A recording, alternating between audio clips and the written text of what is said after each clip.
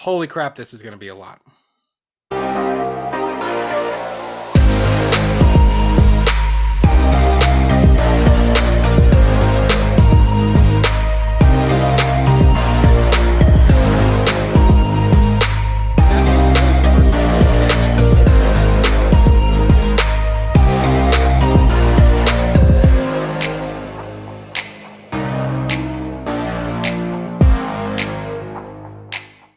Hey guys, welcome back to Let's Talk Movies. I'm Brad. I'm Miguel. And we have a massive show for you guys tonight. Marvel and DC updates, The Walking Dead, Resident Evil, horror news, Star Wars news, The Dark Knight news, the Man of Steel news. It's never ending. So much stuff. Miguel, how you feeling tonight? Are you eating a dinner? Have a good drink? My way, what? The fuck you said? Are you ready? Oh, okay. Are you ready for a night full of unbelievable stories? I am ready, Freddy. I had to take a sip of water for that. We both did, except mine's not water. We did. Guys, we've got an awesome show for you guys tonight. But before we get into talking about all those stories, I wanted to go ahead and bring up, we hit 50 subscribers on YouTube. I think that happened on Wednesday night. Thank you, guys. We're so thankful for your love and support. Please keep liking our videos, keep sharing our stuff. Most importantly, keep interacting with us. I love when I open up YouTube, either on my desktop or on my phone, and I see that we have 9 more comments on stuff, because I'm like, shit, yeah, I get to go back and interact with people and talk to you. That's my favorite part of doing this.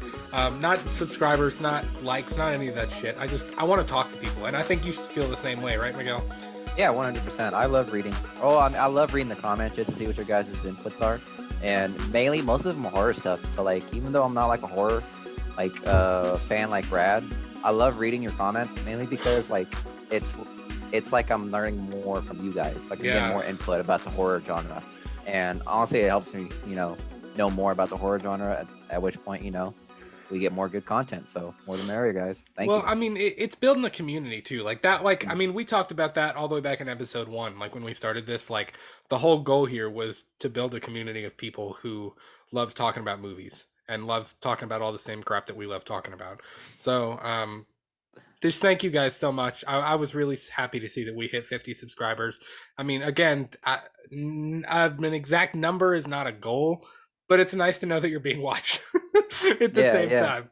So it's nice to know that we're growing further. And honestly, when we started this, I was wholeheartedly expecting a month of us doing this, and we give up. But hey, man, we're here 5-6 months in right now. So we are here. That's awesome. So thank you guys so much. Hopefully we'll be on TikTok pretty soon, by the way.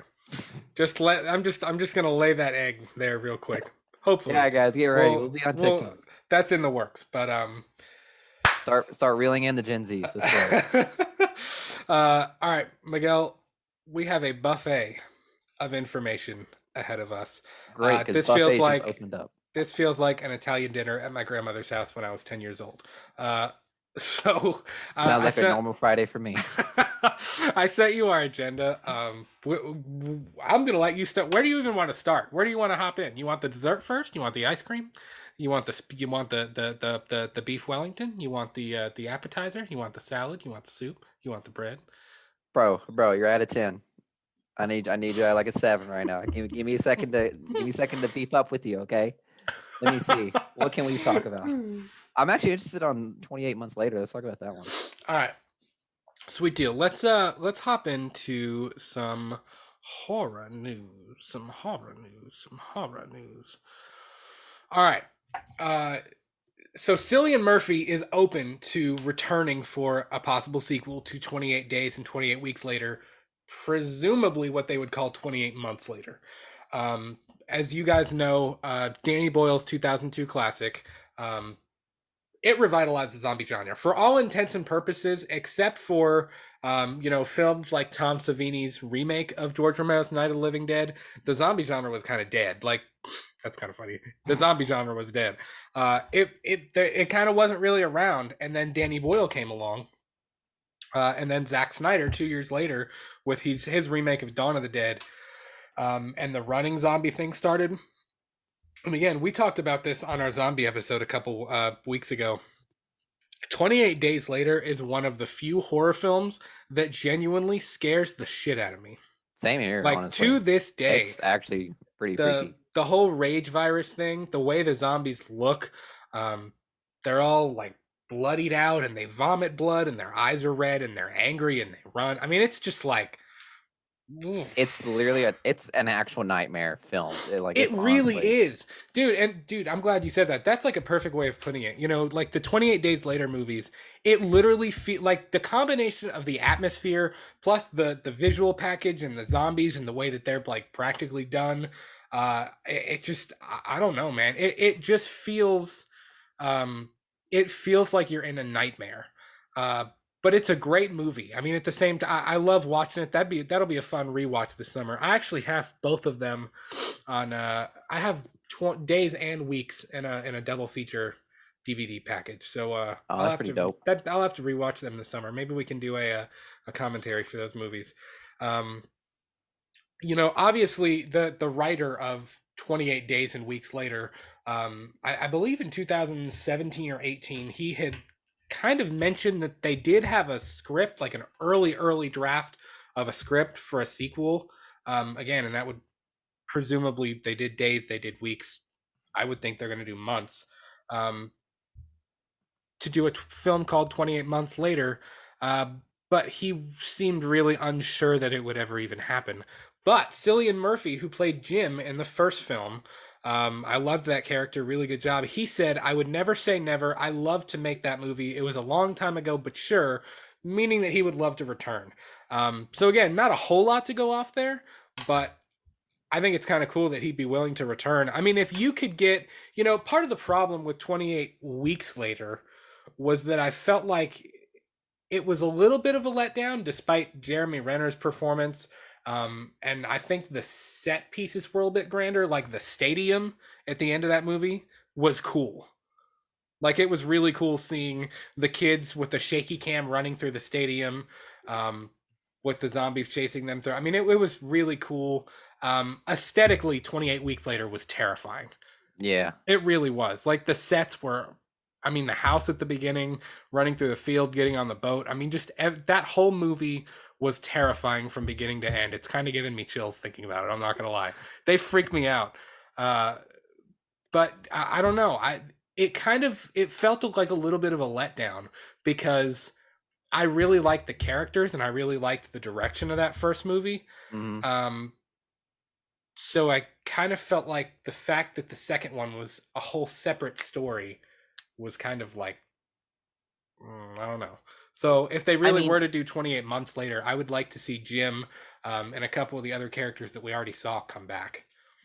yeah. Also, I mean, I mentioned I want to talk about this one first because Cillian Murphy, like as an actor in general, is he's a knockoff. Oh Not a yeah, knockoff. He's a knockout yeah, because knock I off. mean, yeah. He sucks. No, honestly, guys, he's a pretty dope actor. I He don't know is. if you He's a guys have great seen actor. him. You guys have seen him in Peaky Blinders. Golly, he knocks it out of the park. He's intimidating as hell. And obviously, in 28 Weeks Later, he did a pretty good job. But I'm sure you guys know him more from like The Dark Knight and Right. Inception, right? Yeah. I think so. He was in He's Inception. also a very diverse actor. Like if you look at Jim in 28 Days Later versus Scarecrow in the Dark Knight trilogy, Hmm. versus who he played in Inception, like it's very they're very different characters.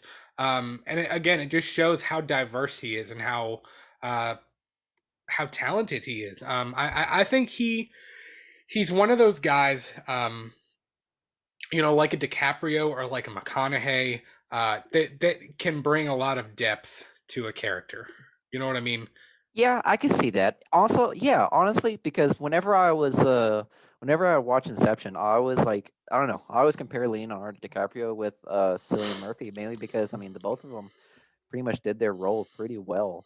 Yeah, And I just think that both of them are pretty strong actors, but obviously Cillian Murphy takes care of like the how can I put this? Leonardo DiCaprio does I don't know, like if you were to compare put Leonardo DiCaprio in the type of movies he's been in, like those have been like real like box office hits. Yeah. Like I feel like he's willing to pick and choose. Hmm. As for Cillian Murphy, like um he takes risk in different movies. You know what I mean? Yeah, yeah, for sure. Yeah. Well, So like and I mean, even look at at Jim's character arc in 28 Days Later. I mean, when he wakes up, he's kind of scared and he's clueless. He's like, I mean, when he runs into the priest and they chase him out of the church and he's running down the street and they're on fire after. I mean, it's just he looks terrified.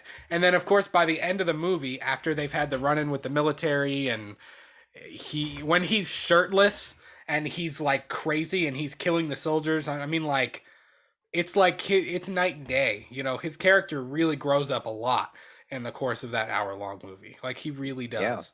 for sure. Um, so I don't know. I would be down to see it 28 months later. I think that'd be cool. I would definitely go see it. I would hope they'd get not only Cillian Murphy but a lot of the original cast to return. Maybe you even take the cast of 28 Days plus get the two kids, which they'd be grown now.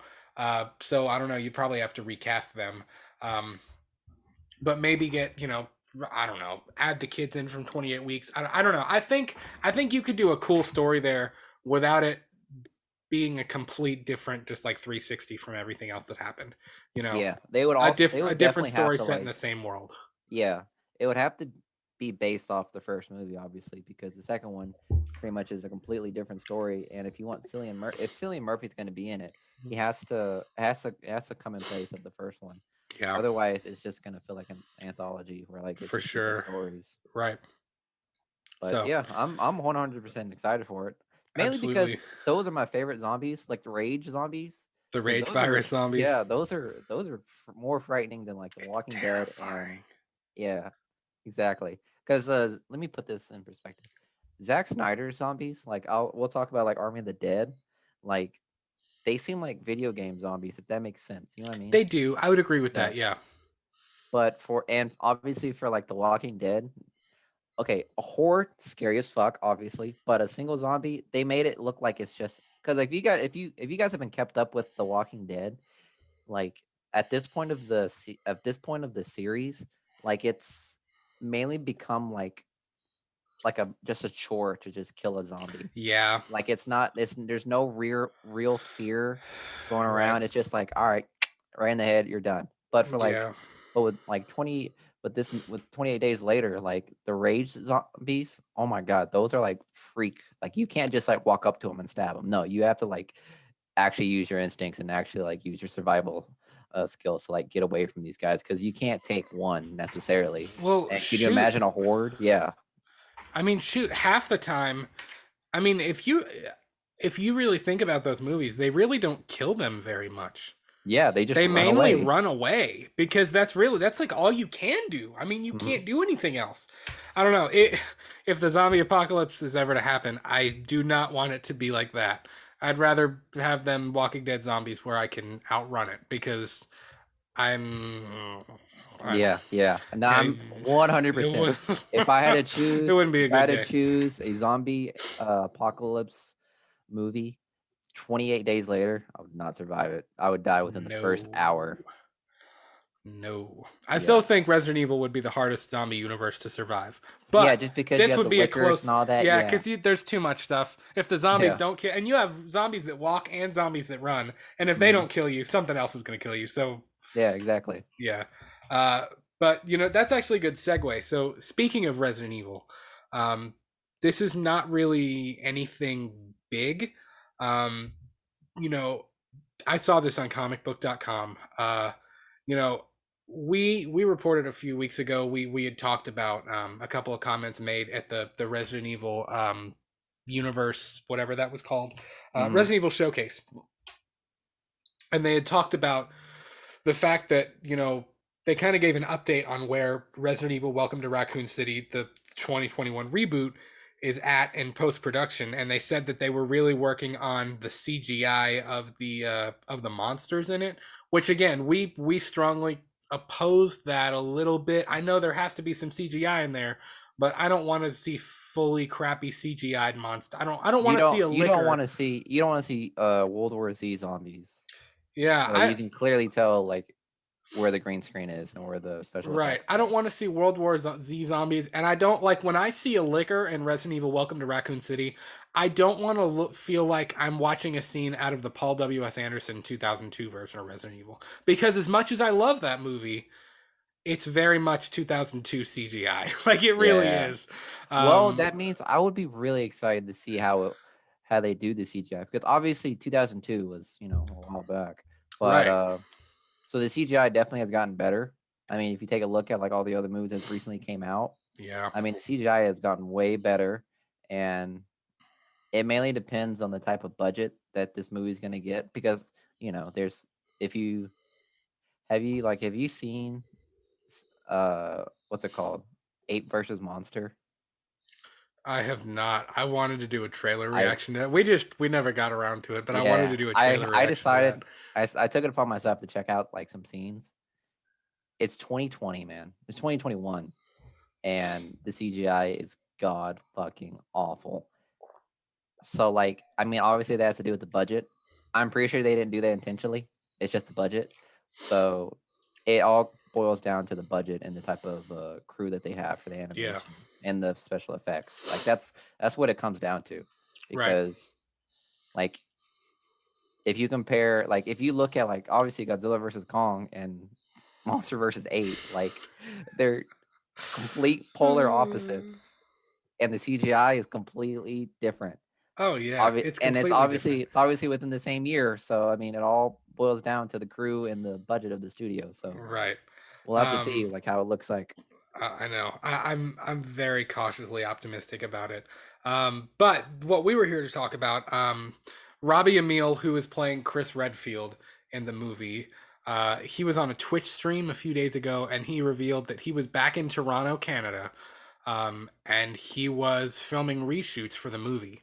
Um, you know, again, that's not really a big piece of news. It's not anything breaking. That's all, that's kind of wild and crazy. Um, but it kind of begs the question: are they really reshooting scenes, or are they adding something new? And again, we won't really know that until we won't ever know that, because when you're watching a movie, you're not going to be watching it. You're going to go, oh, they filmed that after. Nobody's going to. You're not going to care. Yeah. Um, but obviously, it has something to do with Chris Redfield. I'm curious what those scenes are going to be. Um, and I mean, it's May and the movie drops in September. Do you think it's a little bit late for them to be doing reshoots if they were already working on the CGI and they were this far into post? I mean, obviously the reshoots are going to be like conversation like scenes. You know what I mean? Like it's Probably. not going to be action. It's not going to Obviously. be like fighting Nemesis or something like Yeah, that. yeah. Most of the Yeah. reshoots are pretty much just like they mainly because if you look at Josh Whedon's cut of Justice League, most of the reshoots were just conversation pieces.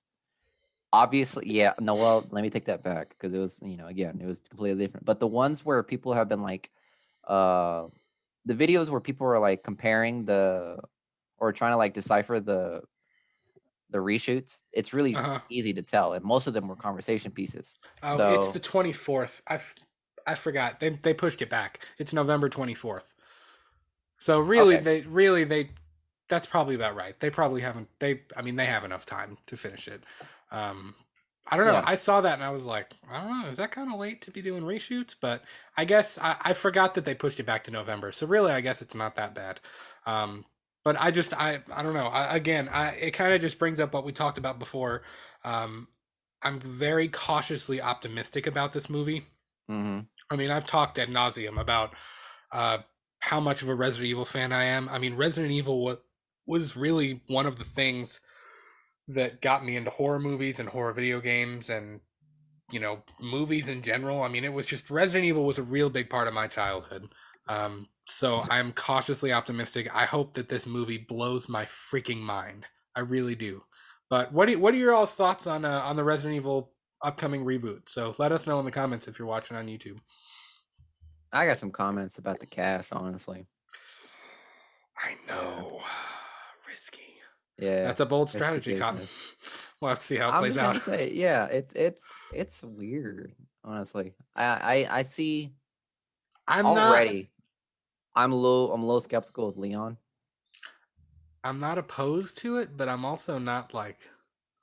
All for it. But Yeah. then again, look at the Leon and Chris we got in the Paul W.S. Anderson films. It was Yeah. literally like great value brand Leon. Like every Yeah. time we saw Leon in a scene, he was just like, Well, I mean, obviously in the games he was kind of like that. I may pause this recording now. "I'm Leon." uh, and then Chris was like, "I'm damaged and I'm looking for my sister." Where? Yeah, Chris Redfield and like the Paul W.S. Anderson movie. They I also swear. just threw him in too. Like Yeah, they it was served no such purpose, fan. It was fan candy, pretty much. and it was crappy fan candy. It was like Twizzlers or Don't you dare knock down Twizzlers, bitch. Twizzlers are disgusting. Fuck you. I bet the next thing you're So gonna are say is Tootsie Whoppers. Rolls. Leon is a Twizzler and Chris is a Tootsie Roll in the Guys, Paul W.S. Anderson films. if you cancel anyone in this podcast, cancel him after that comment. I swear to God, please cancel. I said what this I man. said. I said what I said, and I don't regret it. Next thing you're gonna say is Whoppers are terrible, and I might Whoppers actually fight are you. terrible. I will straight up fight you. I will They give are you both terrible. of these. I will give you both of these hands. They're All of those terrible. are delicious. Nope. Don't you dare question my candy choices. Nasty. So wait, are you? So what you're saying is the Paul W.S. Anderson movie are pretty much it's like the Tootsie Roll gift bag. You know what I'm talking about? You know those like bags of candies where it just has like Tootsie Rolls, lollipops, and like all these other like off-brand. Yeah, like, but it's not like the brand. Hershey's one. It's like the off-brand one that doesn't. Yeah, it's not yeah. as good. Yeah, basically. Damn, that's a pretty good analogy, Cotton. And no, to be fair, I love them. Like, especially the first one and Apocalypse and Extinction. I love those movies, and I went and saw every single except for the first one and maybe the second one. I don't remember. I saw definitely Extinction through the final chapter. I saw every single one in the movie theater. Like, I am a fan of the Paul W.S. Anderson films. I own every single one of them. But it's kind of funny because like the order of how good they were, it was like 1 was really good, 2 was actually a little bit better than 1, and then 3 was okay, and then 4 sucked, and then 5 sucked a little bit more, and then 6 really sucked. Like, it was just like the order of how good they are like goes down as the series. Like, they literally go in order of how good they are. Yeah, But I would say it started sucking like whenever we saw Leon and Chris. I'm not gonna lie. The second they got introduced, I was like, no. I don't know, like in Afterlife, you know, when they threw in like the executioner from Resident Evil 5 and stuff, it was just like, oh yeah, where did that come from? Like, it was just random. I don't know. I felt like I think 1, 2, and 3 were legitimate attempts to recreate the game, yeah, and putting their own spin on the game. But the last 3, it was like they tried to do all fan service while like continuing their story. But I don't know. I feel like if you're doing fan service just for the sake of doing fan service, like, don't. Because it doesn't work. Like, yeah, especially yeah. with a series like Resident Evil, where there's so much mythology and there's so much lore behind it.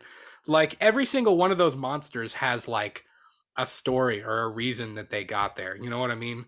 Yeah. Like, and then for you to just introduce them out of nowhere. yeah, like you could have given Leon and Chris like their own separate movies before they were in. I don't know. It felt like they just threw in characters just to throw in characters, and I wasn't about it. So again, I'm really cautiously optimistic for Resident Evil: Welcome to Raccoon City. I hope it blows my socks off. I really do. Don't get your hopes up, buddy. I'm not gonna get my hopes up, but we'll see. We shall see. All right. So where do you want to go next? Let me see. What should we talk about next? We could continue our our zombie trend with some Walking Dead. Yeah, let's go for that. All right. Let me get pulled up here. Boopy doopy doopy doopy doopy doopy doopy doopy doopy. Okay. So we have a whole bunch of Walking Dead news to talk about, and a little bit of speculation to go on. If you missed it, on our YouTube channel and on Spotify, we have 6 bonus episodes talking about the uh, the 6 most recent installments of The Walking Dead. Uh, those 6 bonus episodes from season 10 that they tacked on before season 11 starts. We're talking all 6 of them in a couple of bonus episodes, and that was a whole lot of fun to do. We're both big Walking Dead fans. So The Walking Dead will have a new home in Star via Disney Plus. Um, It's going as to you Disney know, Plus. it's going to Disney Plus. Now, it's not going to Disney Plus like you're going to see Marvel. Uh, what is it like? Marvel, Star Wars, or Marvel, Pixar, Star Wars, The Walking Dead. Like it's not going to be like that. You know, Star is only available Europe, Canada, and New Zealand. Um, and Star is basically going to be the home of more adult content. So it's going to have a lot of the Fox stuff. It'll have the Deadpool films. It'll have Family Guy. It'll have The Walking Dead on there. I Is don't know. Star and Stars a different? Yeah, it's Oh, different. This okay. is going to be a Disney thing called Star. So Okay. like basically when you log into Disney Plus, there will be a Star section, and that will be more of your adult content. Now, I mean, it's not going to have porn on there or something crazy like that. When I say adult, I mean like something that More like, a 10-year-old is not gonna, you know what I mean, that they're not gonna watch like on their own. yeah, uh because obviously they need to put Deadpool somewhere. You know what I yeah, mean? They they're can't gonna put just slap it Deadpool on. there. The X-Files is gonna be on there too. The X-Files is gonna be on Star because Fox owns the X-Files. Disney now owns Fox. Their merger is what allowed that whole thing to happen. So Mickey Mouse is going to have his hand in everything as usual because Mickey Mouse is going to own the world at some point. And now Yeah, he can't owns wait. Rick Grimes and his group of survivors. um, but you know, again, we're going to talk a little bit about the conglomerate thing and all of these, you know, bigger companies buying, you know, bigger companies buying little companies kind of thing, where they're just trying to monopolize and conglomerate this whole movie streaming service industry, and it's God, it gives me a headache. It's just crazy. It's gonna be an interesting case study. I'm not gonna lie I because know. this is gonna like this whole streaming service is so new and it's already being monopolized like Oh fast. yeah, and it's blowing up too. Mhm. Like it's big money deals that these people are making, and that these studios and companies are making.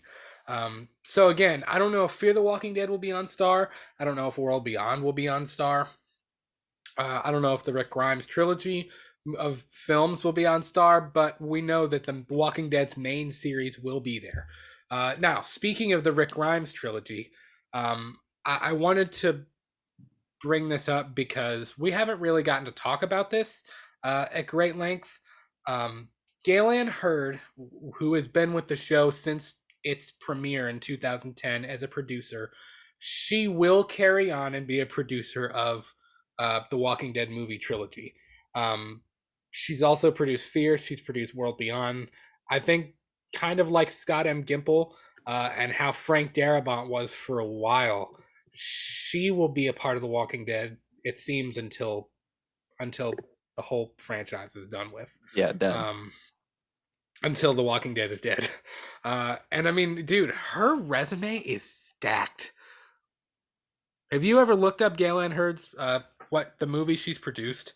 No.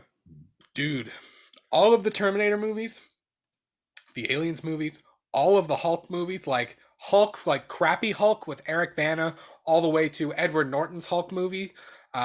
She's produced all of the Walking Dead stuff. She produced Armageddon. I mean, it is a stacked list of movies and series that she has produced. It's pretty dope. And she's always, I mean, she really, every interview, every time I've ever seen her speak about The Walking Dead, she seems like she really cares and that she really, like, she really has a lot of love for this franchise and for this series. So I'm happy to see the fact that she's returning to do the films. Now, I feel like I've seen her in the Talking Dead oh yeah, episodes. yeah. Yeah, she's been on it. Yeah, she's on pretty like she's very outspoken about the show. She talks about the show a whole lot. Um, That's great, honestly. yeah, it's pretty cool. Um, Now, it's been confirmed that the Walking Dead movies will be a theatrical release. It's not going to be on a streaming service. It's not going to be a TV movie. They're going to be in the movie theater. Andrew Lincoln is reprising his role as Rick Grimes. Pollyanna McIntosh is going to continue to be Jadis or Anne. Um, I'm really wondering about where her character is going to go because she is a strange bird. Her character, I um, forgot who Jada was. Jadis. She's the trash woman leader that ended up not really being a trash woman. Do you remember her? I think so. Hold on. She's the one who found Rick when we thought Rick died on the bridge. Oh, that woman. Yeah, yeah, Okay, her I who got said you. I have a bee or whatever she called him.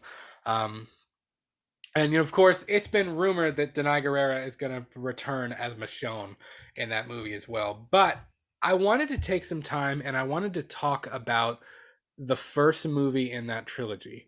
Um, a while ago, Robert Kirkman and Scott M. Gimple said that this film will explain where Rick was taken and what he faces in another corner of the zombie apocalypse. That was their exact quote on what they said about this movie.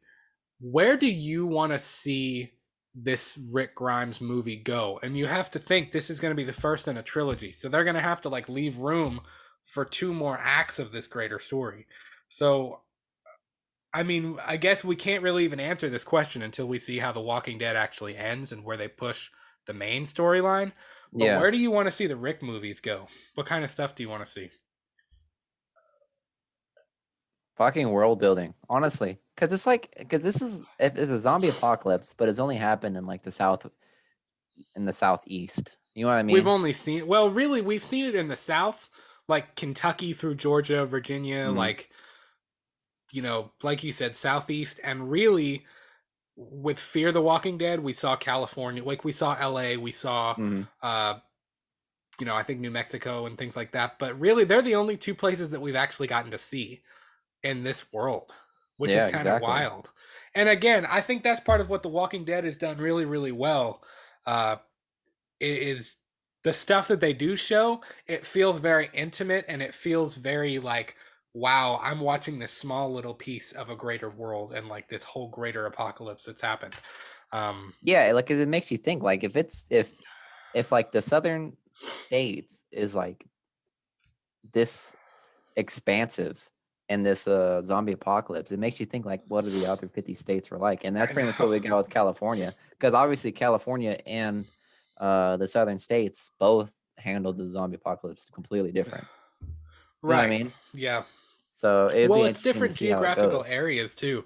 I mean, LA and, you know, outskirts of Atlanta are two different places, you know. Yeah, yeah, exactly. Um so w- World Beyond, and I need to rewatch those World Beyond episodes. I wasn't that into it, to be completely honest. I was just watching to kind of get the little bits of information about where we were going to go and where we were Hmm. heading.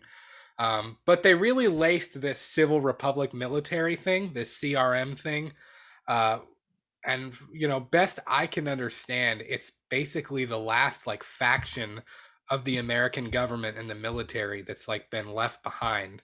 I've seen a few people, and I don't know if I even agree with this or not, but I've seen a few people on YouTube and on a couple of the Walking Dead Facebook groups and on Facebook and Twitter and things like that, speculating that the whole AB thing, when Rick is laying there and he's all bloody and injured from, falling off from shooting the dynamite and falling off the bridge and saving all of them.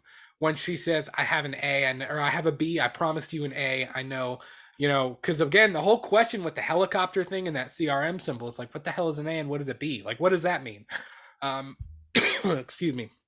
I've seen some people speculate that an A is a fighter. An A is somebody that you can add to your military to grow your numbers, and a B is someone who can be experimented on.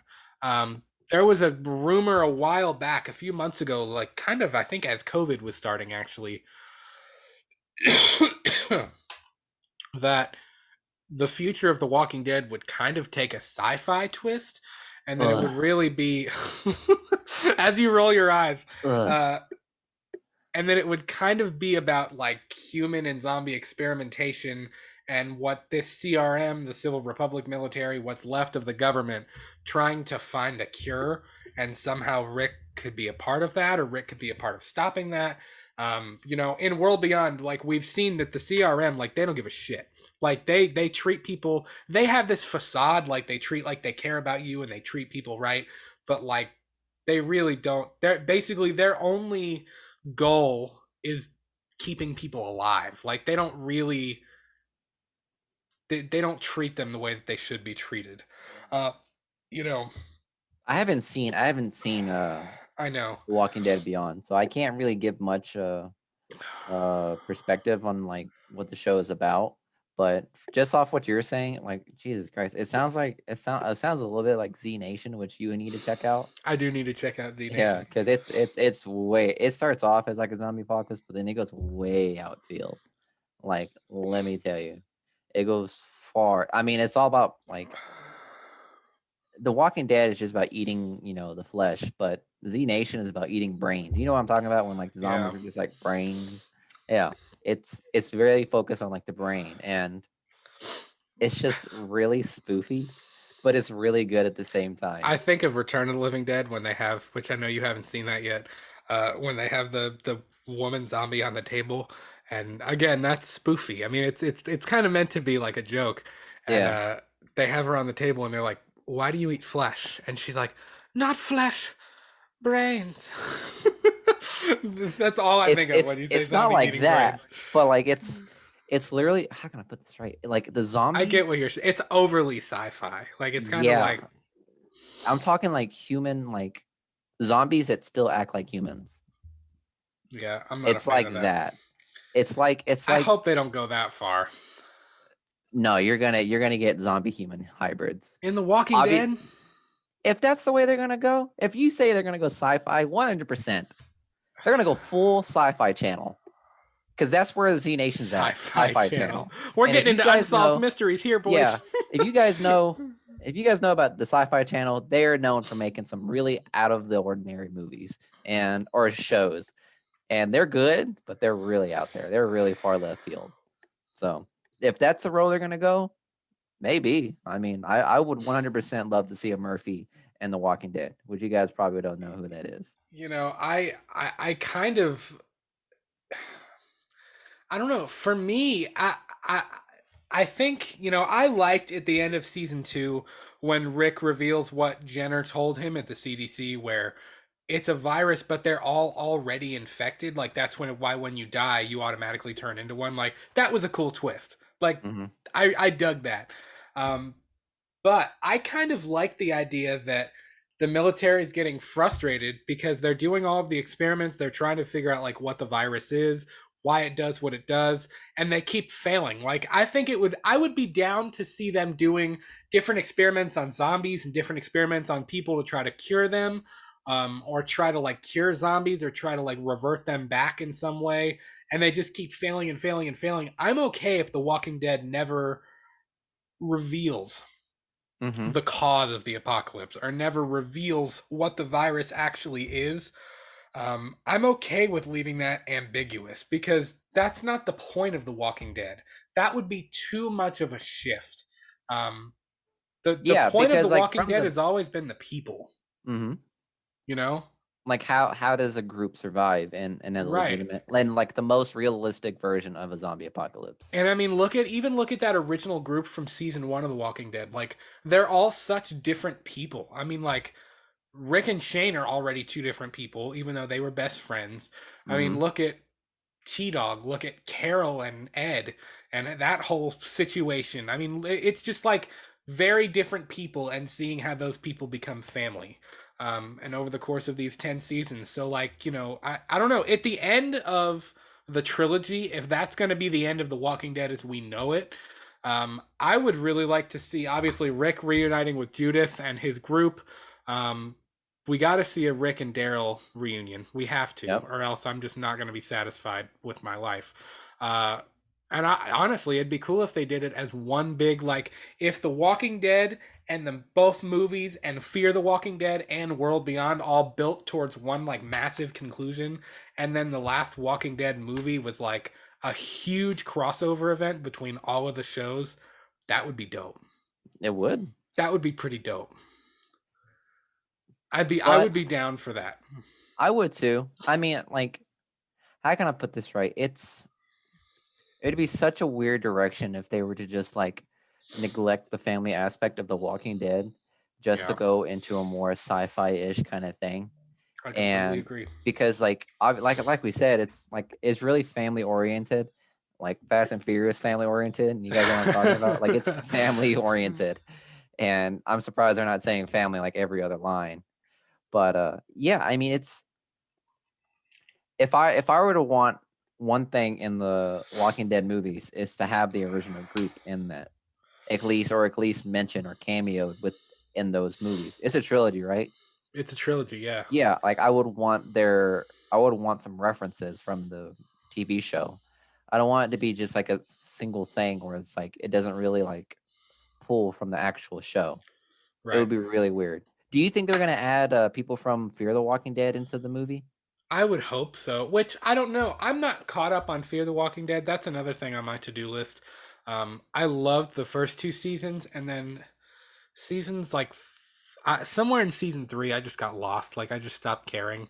Hmm. And I think it sucked for a little while, but from what I've heard, it is straight up fire now. Like it's really good. So I gotta hop back on the Fear train and finish it out. Um, Golly, I can't tell you when I stopped watching that one. When did I stop? I It was loved the first dude. I've rewatched the first season of Fear, and it's only like 6 episodes. I've rewatched that like 3 or 4 times.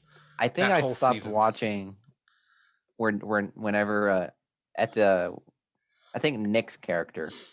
You know what I'm talking Mm. about? Oh, when Again, he spoiler. dies, I Okay, know. fuck it. He just Yeah, spoiled it. I know he There you go. dies. I didn't want to spoil it.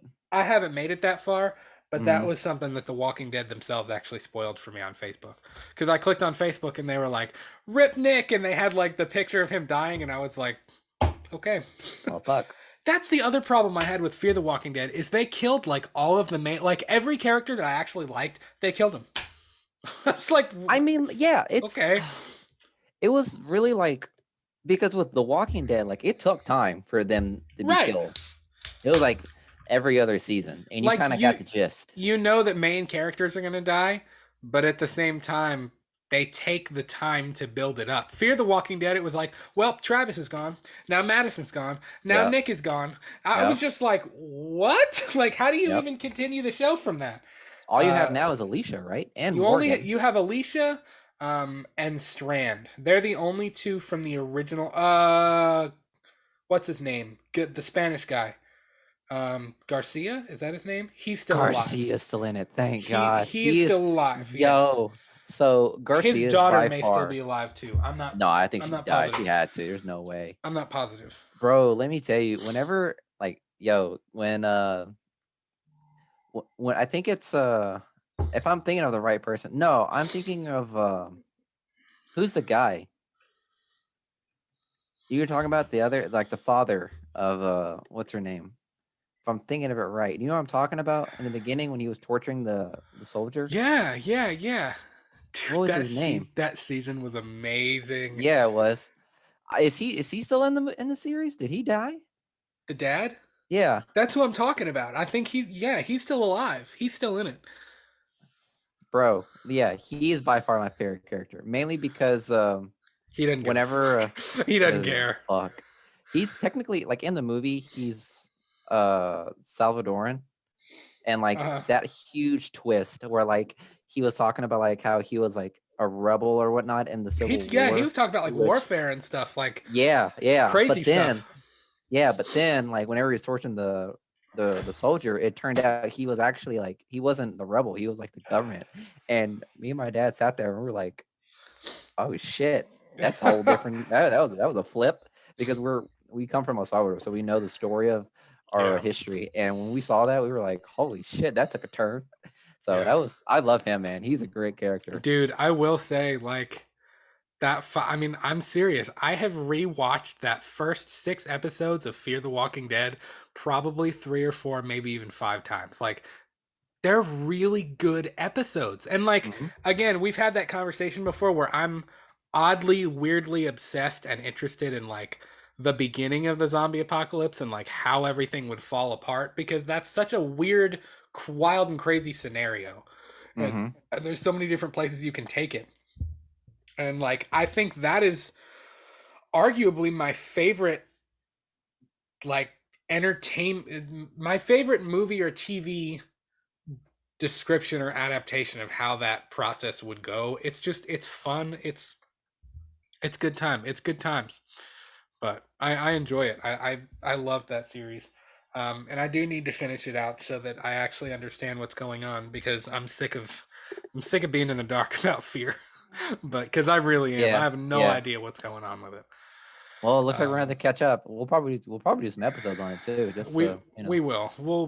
We'll definitely we'll catch up on The Walking Dead over the summer, and I'll watch Z Nation. One more Walking Dead story to talk about here. You know, if we, no matter how they play this out, it still leaves room for one of the other spin-off shows. We know we're getting a Daryl and Carol spin-off show. We have one more season of World Beyond, since that's a limited series. Uh, but Scott M. Gimple has revealed that there will be another spin-off called Tales of the Walking Dead. Now, this is going to be a completely anthological series. Every single episode is going to be a brand new story week to week. It's not going to continue over, it's not going to be recurring characters. Scott Gimple said that this will be an episodic anthology with individual episodes or arcs of episodes focused on new or existing characters, backstories, or standalone experiences. So basically, this is going to be like every single week, it's a new story from within the world of The Walking Dead. I like that I'm kind of down anthology. for it. Yeah. Yeah, I'm yeah. pretty down for it. I'm not going to lie. Look, guys, like I've said anthology a lot in the past couple episodes, mainly because I just saw the Ballad of Busty Shrugs, if I'm not mistaken. Have you Mm. seen that? Mhm. Have you? No, Okay, no. it's a Netflix show, and it's mainly like it takes place in the Western, and it's like it's three stories. Like it's three well written stories, and none of them connect, but they're just stories of the West during that time. And also, honestly, all the stories that they had right there were pretty knocking out of the park. They're really Yeah, great, and it's just that idea of like different stories in a certain time period that don't connect, and like it's beginning, middle, end, nothing, no yeah, sequel, no nothing. It's just a story. It's really interesting to me, mainly because it's like whenever you hear us, you know how like like when you're growing up and your mother, your father would tell you a story, like a bedtime story. Like there's no sequels. It's just beginning, middle, end. That's right. it. That's all you get. And I Yeah. think that's cool. I mean, that is it's kind of like a bedtime story, pretty much. And the Ballad of Bust. Fuck, I'm gonna fuck it up again. The Ballad of like whatever the fuck it is. Busty Yeah, like Scribba. that's pretty damn good. And I'm trying to think of any other anthologies that I can think I've of. heard people talk about it and say that it's really, really great. It's really great. And if The Walking Dead were to do that, it would honestly sound pretty fire because it's a different because obviously it's a different universe and to Right. have different stories where like either they live or they die. Like there's no question about it. That would be Yeah. great because because it's always interesting because in The Walking Dead, there's always like the main characters stumble upon like a skeleton and they always wonder like what happened to him, Yeah. Stuff like like that. stuff like that, like where they tell stories of like, oh, I wonder what happened to this Hmm. kind of thing. Like I like that idea. Like they Me should too. definitely make that. And honestly, it would be dope if they had it connect with some of the actual legitimate stories of the Walking Dead series, Hmm. or like if like I'm sure there's like a moment where because you know how like when Morgan and Aaron were out looking around and they would find these charred bodies. Like, let me know some stories about that. Yeah. Like, I would love to know like the backstory of that. I think that'd be Hmm. awesome. Yeah, One for hundred sure. percent down for that. Well, I mean, it's interesting because, like, even when you have the scenes of them in Atlanta at first, or when they go back to Atlanta later in the series, like, every wrecked car, every smashed window in a building. I mean, it's just like, that's a story. Like Mm-hmm. that, there was some event that happened. Mm-hmm. Um, and I think it's interesting. I've always been drawn, and I've always been interested in. There's so many different stories that you can tell in the zombie apocalypse genre. I have the hiccups right now, and I hate myself, Jesus. but it's okay. And my allergies are still killing me, but it's fine. You'll be alright. So Scott M. Gimple said he had this to say. He said, "We're working on it right now. Our operating principle right now is single hours that are very different week to week. We've left the door open to tell longer, maybe multi-episode stories in the universe. We want to keep it really flexible, but to start out with, we want a bunch of very different stories where the audience isn't going to know what to expect." I'm down for it. Like, I Yeah. really am. As much as I love the main storyline and I love the characters that they've established over the last decade, I am down because, the cool thing about this, and I'm going to read a quote from Robert Kirkman in just a minute that, kind of fleshes this out a little bit, is, you can have an episode that's about day one, that is about the day that it comes on the news that there's a virus and something's wrong and people start turning and society is still functioning. And then the next episode, you can have 8 years after the apocalypse happens Mm-hmm. and it's somebody down on their luck trying to survive. Like, there's so many different stories you can tell within that world. Robert Kirkman, who was the series creator, he wrote the graphic novels. He had this to say about it. He said, "This is a tremendous opportunity to explore many different aspects of the Walking Dead universe, to be able to jump forward and backward in time, and also do things that are much different than what we've done on The Walking Dead thus far." And again, I've always felt like, no zombie story has really done a whole lot of justice. Very few of them, and I think this is why I like the beginning of Fear the Walking Dead so much, really does justice to Mm-hmm. the beginning of the apocalypse. Everybody's focused on after, like after it's over, after people are gone, after everything is shut down and there's no electricity and there's no food. And yes, while that's interesting, I think it's been done so much now that I'm kind of like, show me something else. Like, show me the world collapsing, because again, I don't want to see it. I'm not one of them weird people that, like, I Like want to to see see a that happen in civilization real life. burn. Yeah. But for entertainment movie purposes, It's an that's interesting interesting. It concept. Yeah. really is. Like we talked about in episode 21. It's the perfect what if scenario. And I would 20 out of 10 watch a series that just talks about different people and different experiences and different stories that you can tell within this greater Walking Dead universe. So I'm down for that. I'm pretty excited for that, actually. I kind of wish that was on, like, right now. I 100% would love to see this anthology of Tales of the Walking Dead. It's like, I don't know why I didn't think of it earlier. It's like Tales of the Crypt, pretty much. Yes, yeah, It's just yeah. like that. And except, without the zombie, like, It's gonna be the Twilight Zone for The Walking Dead. yeah, exactly. And which honestly, I need to check out more of the Twilight Zone because I, Mhm. I I like that. Also, like, do you know the one with, like, because they rebooted it? You know what I mean? With Jordan Yeah, Peele. yeah. Uh-huh. Yeah, I remember when I saw that first commercial, I was like, "Yo, that sounds dope." Jordan Peele and in the Twilight Zone, like head running it. That sounds Yeah. dope as hell. Mainly because of his work with Us and Get Out, which by the Yeah. way are two phenomenal movies Hmm. for a comedian, a comedic writer to create two spot on thriller movies. Right. I consider them thrillers, not really horror, but yeah, I 100% want to see Tales of the Walking Dead. That would be Me dope. too. For Showa. So that wraps up our Walking Dead news for the night. Um, where do you want to go next? There's so much. There are so many different cool stories that we have tonight, and we are like at the tip of the iceberg, I feel like. You want to continue with horror? Or you want to go something a little bit different? Let's go to a galaxy far, far away. All right, let's go to a galaxy far, far away. So let's I'm talk glad some you got the Star reference. Wars. I did. I did. I may not be the biggest Star Wars fan, but I will get your references. Uh, No, honestly, it's like even if you're not like a Star Wars fanatic, it's so culturally embedded into society that you get it no right. matter what. So it's The great. the Oh yellow my. letters, like my yellow shirt. Yeah, The yeah. yellow letters, like scrolling down under the stars and stuff like Mm-hmm. that. Yep. Um, so this was another real interesting story that I found. I believe I found this on comicbook.com. So trip down memory lane here. all the way back in 2010. Man of Steel Good was about times. to come out. Good times. Hmm. Uh,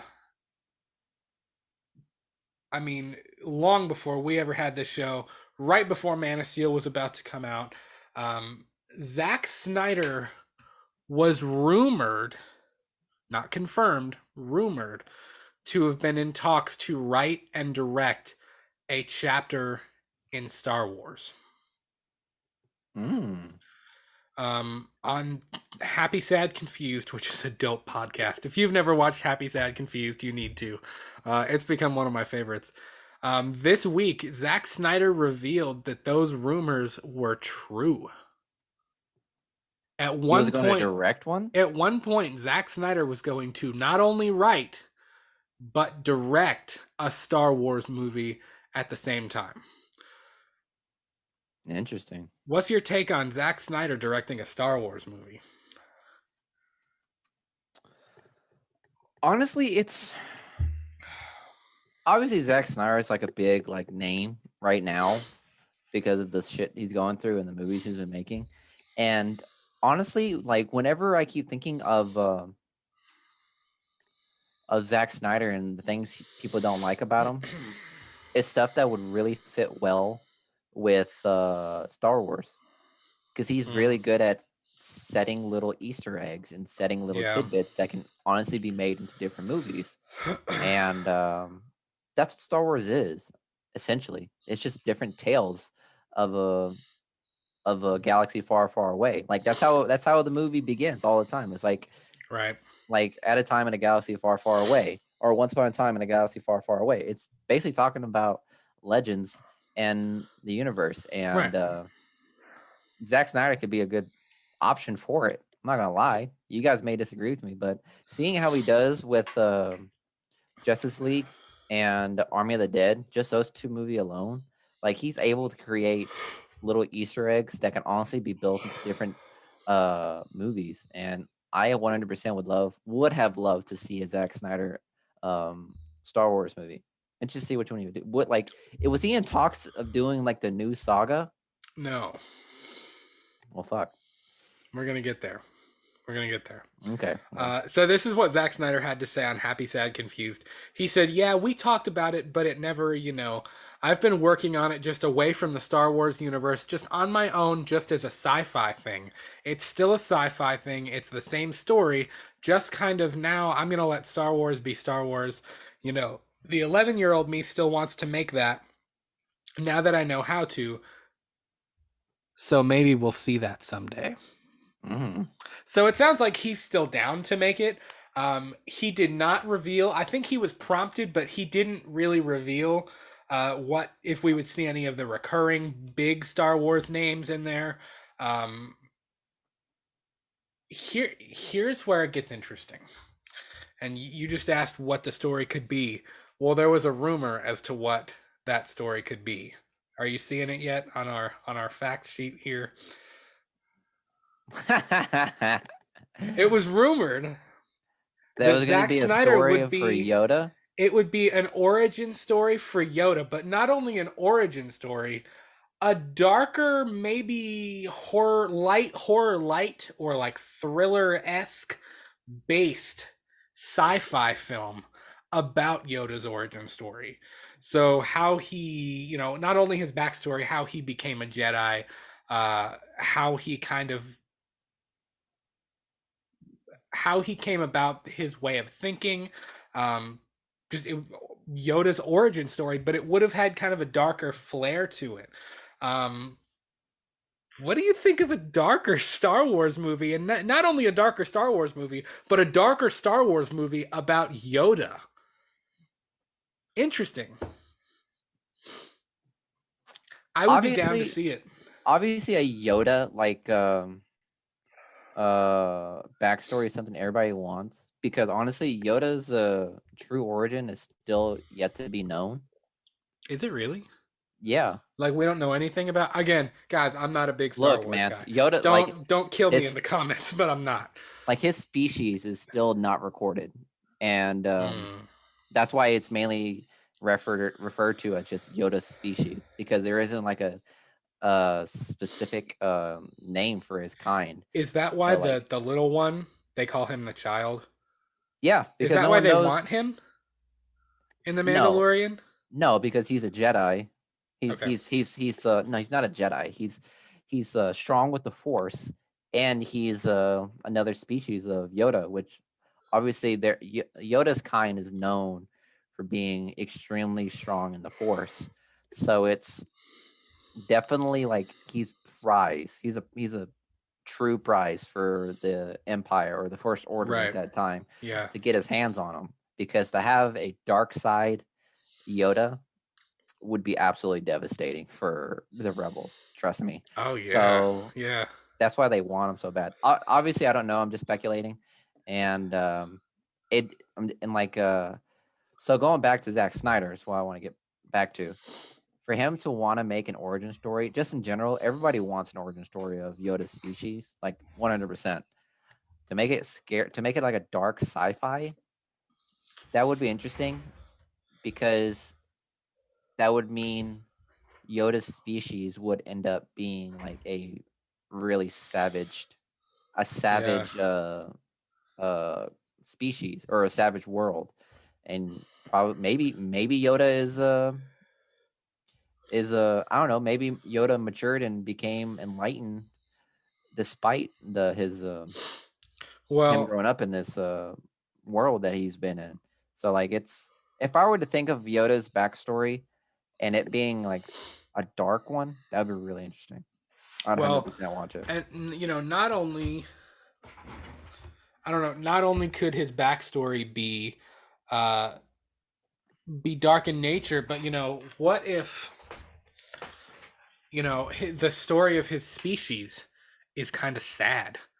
Like if the story of his species was kind of sad, and what happened to his species or something like that, maybe a lot of them kind of died off a little Hmm. bit.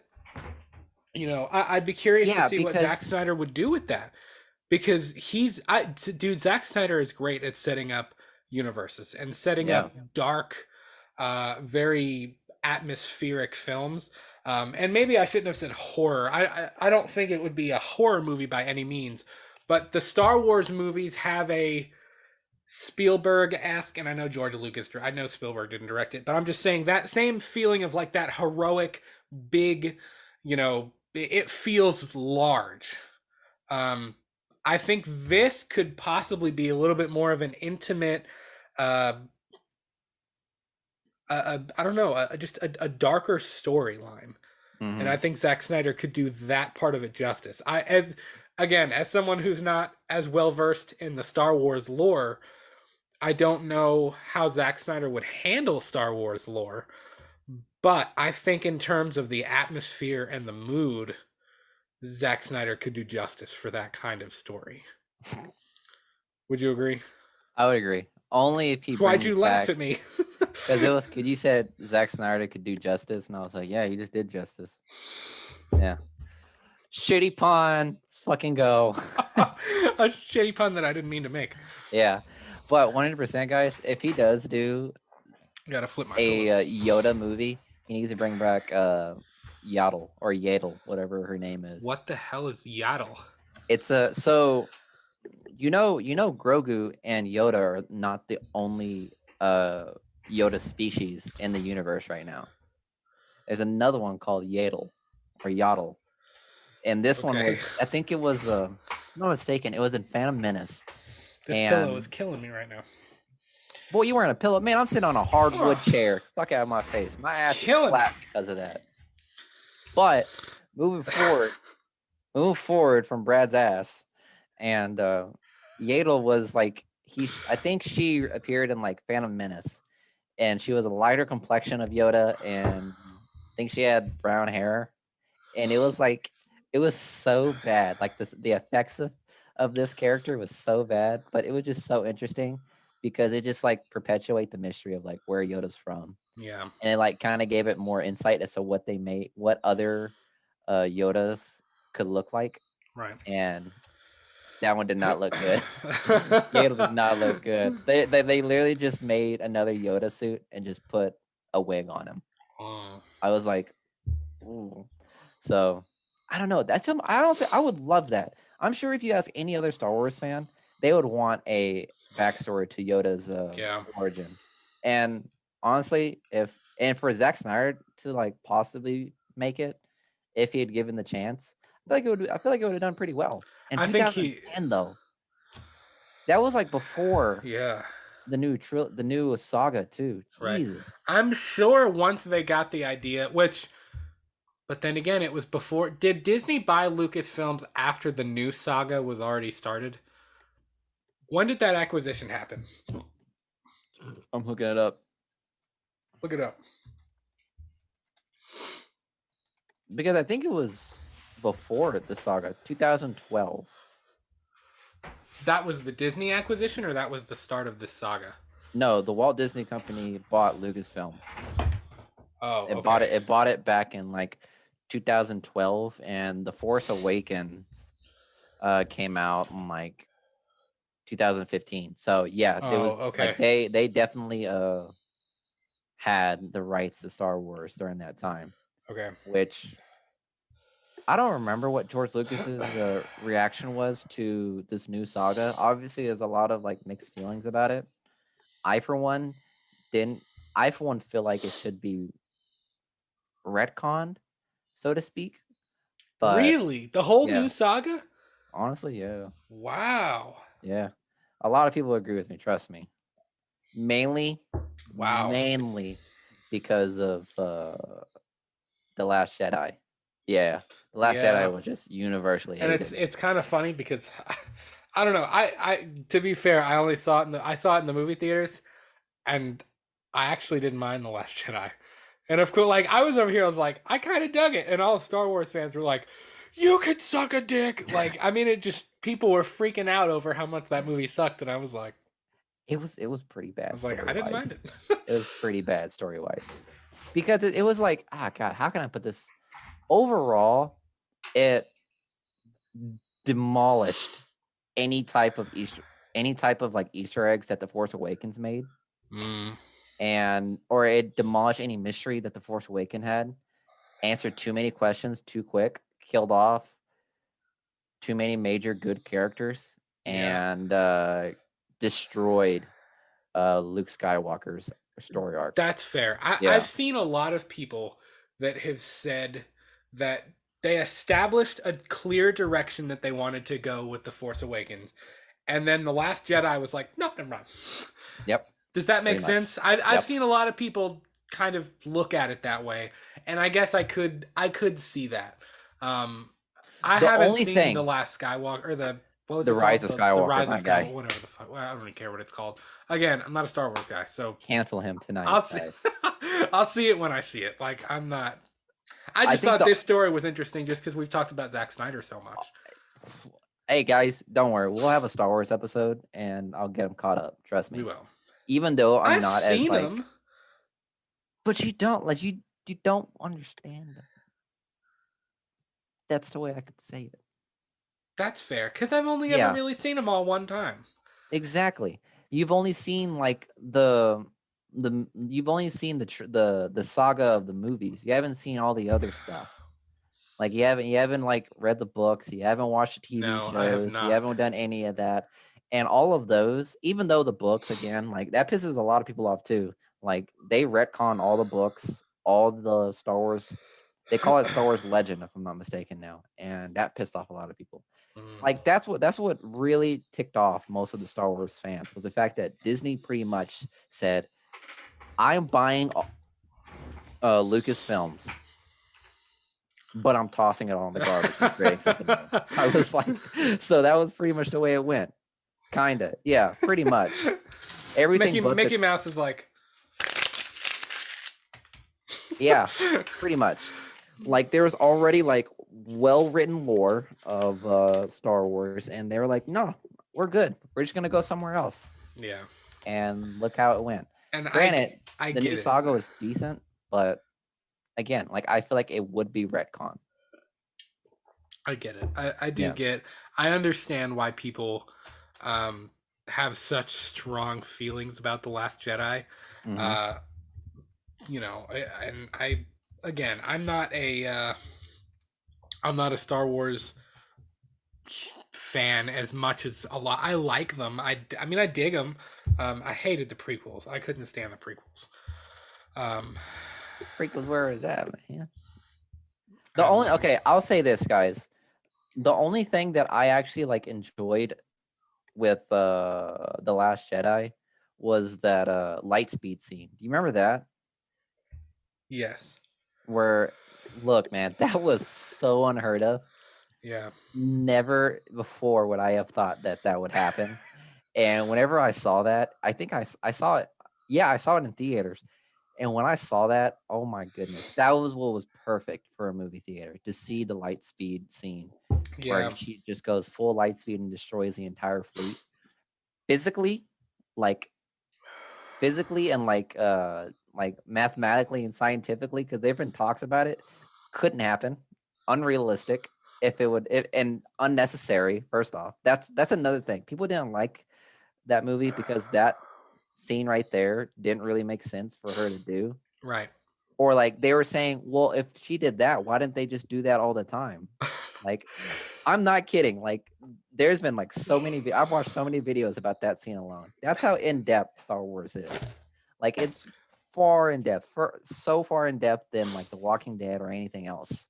Yeah. Trust me. Which, and I again, I'm probably going to get destroyed in the comments. We were just talking earlier in the show about.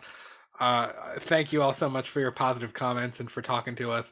I'm probably going to get like hate from Star Wars people, but Oh, I'm definitely it's gonna get okay. checked. Don't It's don't okay. don't think I'm gonna get checked hard because I'm trying my best to say as much as I know about Star Wars lore. I'm pretty sure I got some stuff wrong. So if you guys please feel free to correct me as much as you want about the whole Star Wars lore. Trust me. It's I okay would love to learn because more. I'll admit I know I'm not a big Star Wars fan. You know what got me to watch them all, right?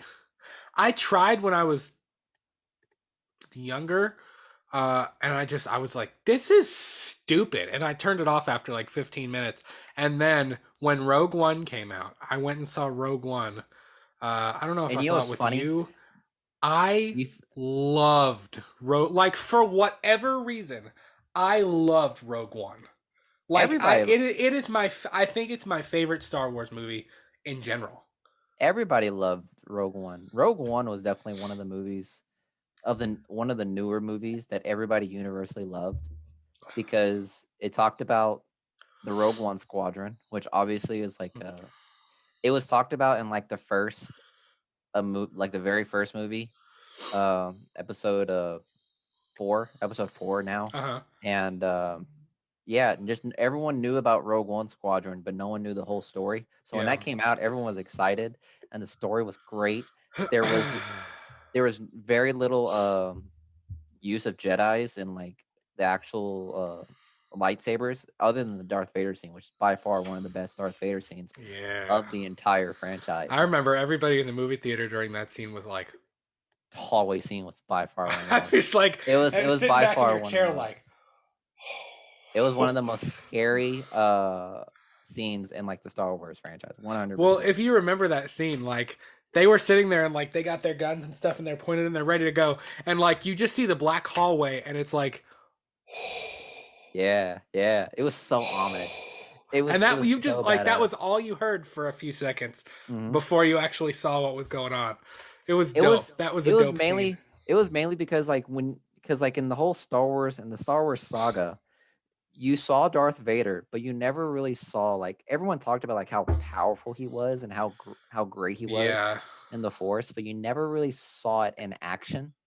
That was just like a small little glimmer of like a live action what he could actually showcase of do. what he can actually do. Yeah, Yeah, it was truly beautiful.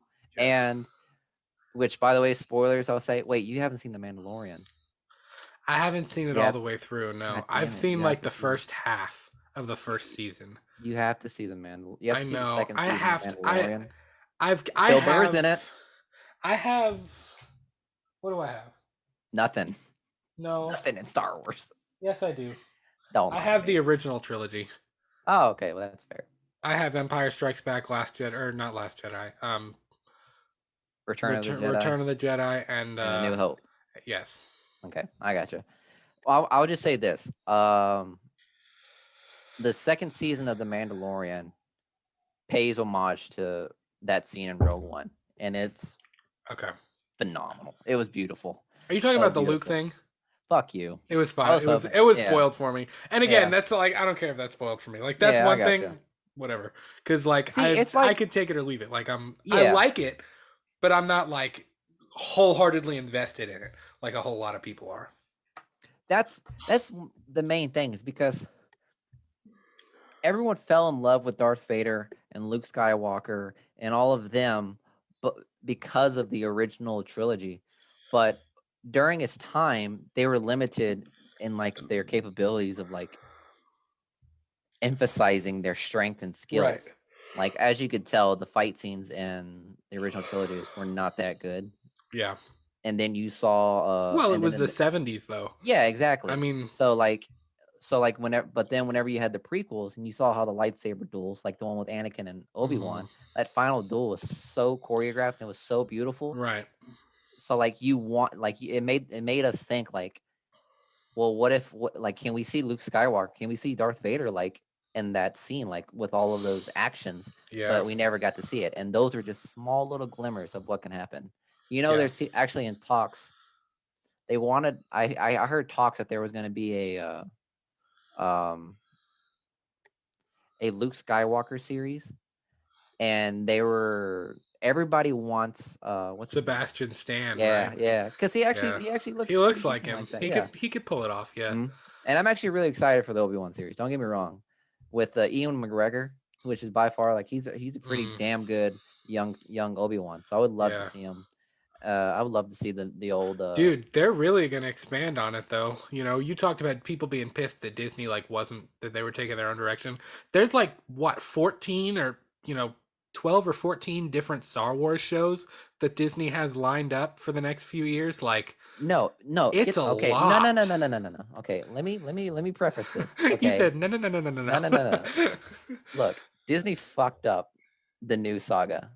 Dave Filoni, who was heading the first and second Mandalorian, like though that guy literally saved the Star Wars franchise. Because trust me, after Rise of Rise of Skywalker, like the franchise was gonna die off. I'm 100% certain. Like they were Mm. losing fans left and right. But then when Dave Filoni came and helped out with the Mandalorian, it shot the franchise back up. That's why whenever we're talking more about these other episodes, we're really hoping that Dave Filoni continues to do the magic he's doing. Trust me, he's So definitely saving. are you hyped for Bad Batch and for all of the other Star Wars shows? Dude, the Bad Batch is fucking awesome. Okay, but Fuck I'm out of saying, here. are you hyped for this direction that Disney's taken all the different series? I'm hyped for what Dave Filoni's doing. I don't know Okay. about Disney. I know what Dave Filoni is doing, and he's doing a fantastic Well, job. Disney's It may providing the be bucks, so I I mean, don't fucking care. I'm glad Disney's funding it, but Dave Filoni is the one that's Mickey Mouse has masterminding. still got a hand on the wheel. Yeah, but actually, I think I heard something about Dave Filoni leaving. I need to I've confirm seen a that right lot of now. people say that they feel like Jon Favreau is the future of Star Wars. Yeah, true. John Favreau, because he directed if I'm not mistaken.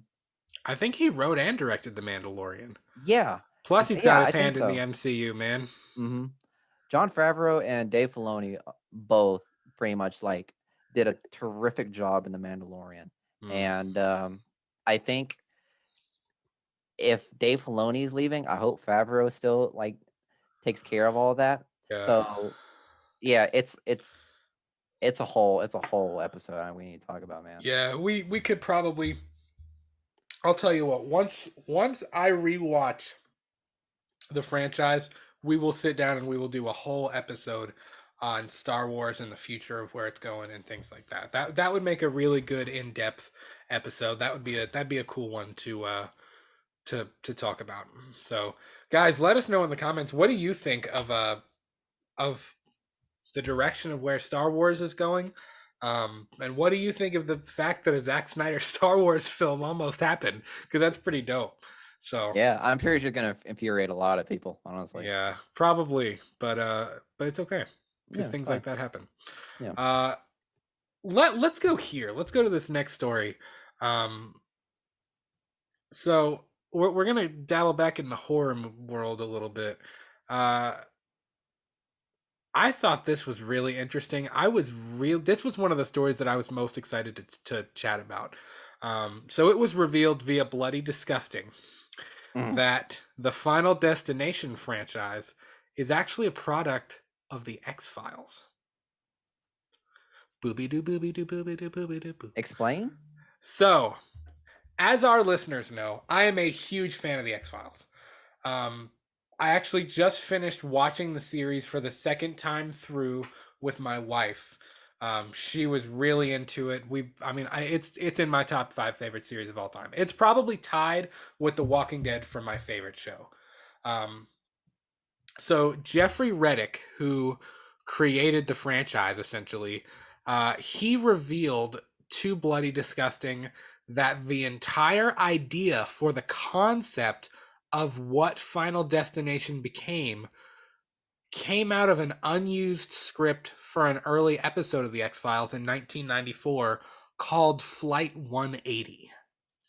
Uh, Oh shit! I do know about this yeah. because yo, Flight 180. Because the Final Destination, like movie, is actually based on a real life event. Now, it's funny you say that because he says it's not. Oh fuck you! He says it's not. Uh, Reddick actually said the biggest misconception about the original spec script is the one that has bothered me the most. When the movie came out in 2000, a lot of reviewers said the story was inspired by the real life crash of TWA Flight 800 in 1996. I got flack for that, but I actually wrote this in 1994.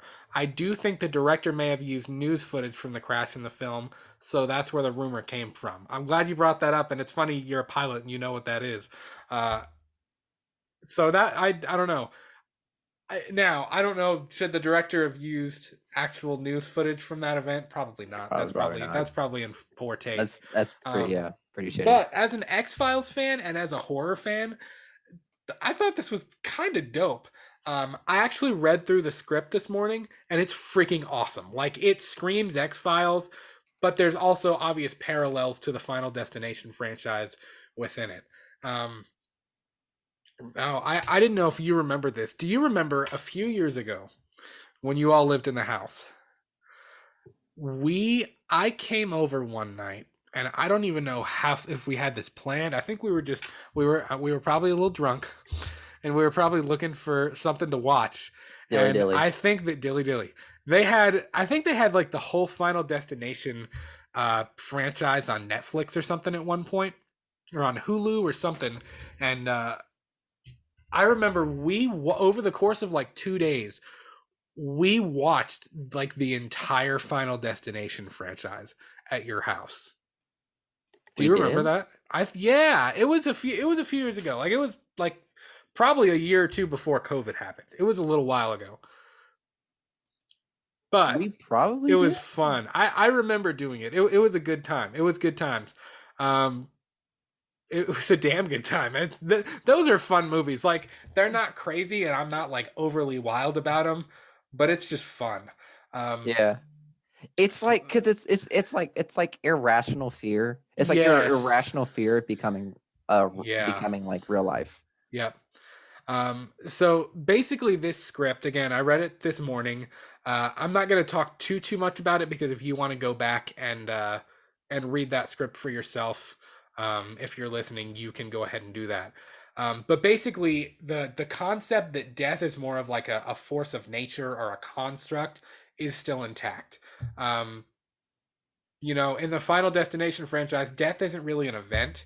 Death is something that follows you. It hunts you down in those movies. Uh, so basically, in the script, Agent Scully's brother Charles is on a plane and he's asleep. And well, you don't know that he's asleep. In the teaser at the beginning of the episode, he gets up, he goes in the bathroom, and the plane starts to dive and there's an explosion and the explosion rocks the whole plane and it goes down. Well, then he wakes up.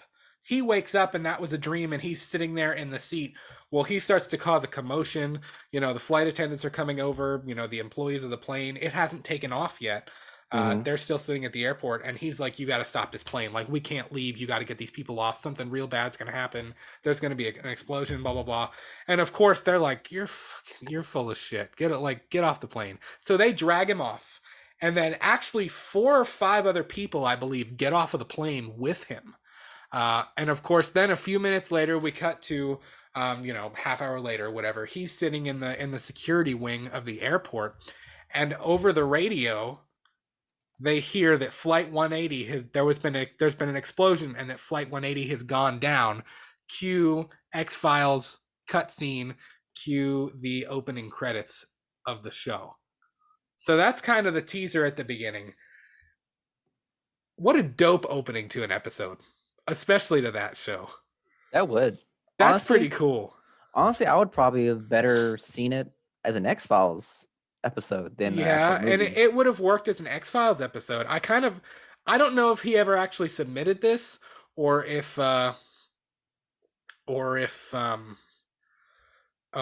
they just didn't. They chose to not use. Fox chose to not use it. I don't know, but I actually really dig the idea of this episode. Again, I'm not going to spoil the rest of it for you. You could probably kind of guess what happens if you're an X-Files fan.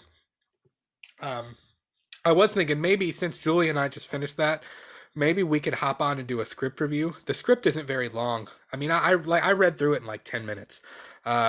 Maybe we can hop on and we'll do a script review or a recap on the main show, and we can talk about that. That'd be Fast Times at Ridgemont High right there. That'd be fun. So Jeffrey Riddick had to say, it was really exciting to find it on an old floppy disk. I typed it in Microsoft Word since we didn't have the luxury of Final Draft back then. It's definitely fun to read, but I wrote it over 20 years ago, so I read some of it and cringed a little bit. You get better as you get older. Which, yeah. I bet it's cool to look back through your old projects and things like that. But he also had this to say, which I thought was pretty interesting. He said, "I think fans will be most interested in seeing how the kernel of the concept started in 1994.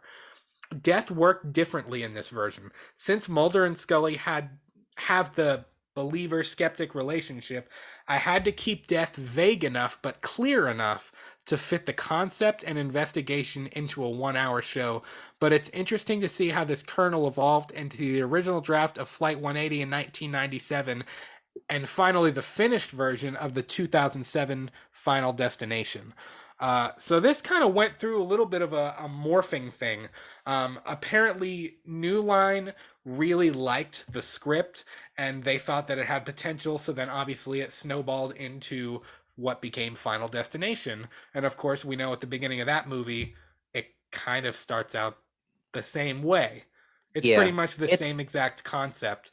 Now that you say it, like it could have been an X-Files. I feel like that would have been more interesting than the actual movies. I'm not gonna lie, because in the movie it was like, I don't know, it was like death porn pretty much. Yeah, and I mean, like I said, I when we watched them, it didn't give like the mysterious essence of death. Right. You know what I mean? It's fun to watch them, but it's not like, hey, I want to watch Final Destination 2. Like, I don't like, I don't know. Like, I've seen it once or twice and I'm kind of done with it. Like, I don't really, it's not something that I just want to continue to come back to and come back to and come back to. And again, they were criticized for, I guess, acting or seeming like they were profiting off of the crash of Flight 800. But again, he explained that wasn't the inspiration. He wrote this story before that ever even happened. That's actually really creepy. That makes it even more creepy. It kind of is creepy. But again, in true X-Files fashion, shit's weird. The truth is out there. So, what truth is there from that type of concept? It's what? Like, what's the truth? Like, what do we say to the goddess of death? Death comes for you. No, that was a Game of Thrones reference, and you would get it if you watched it. No, I didn't get that. I'm a little bit ashamed.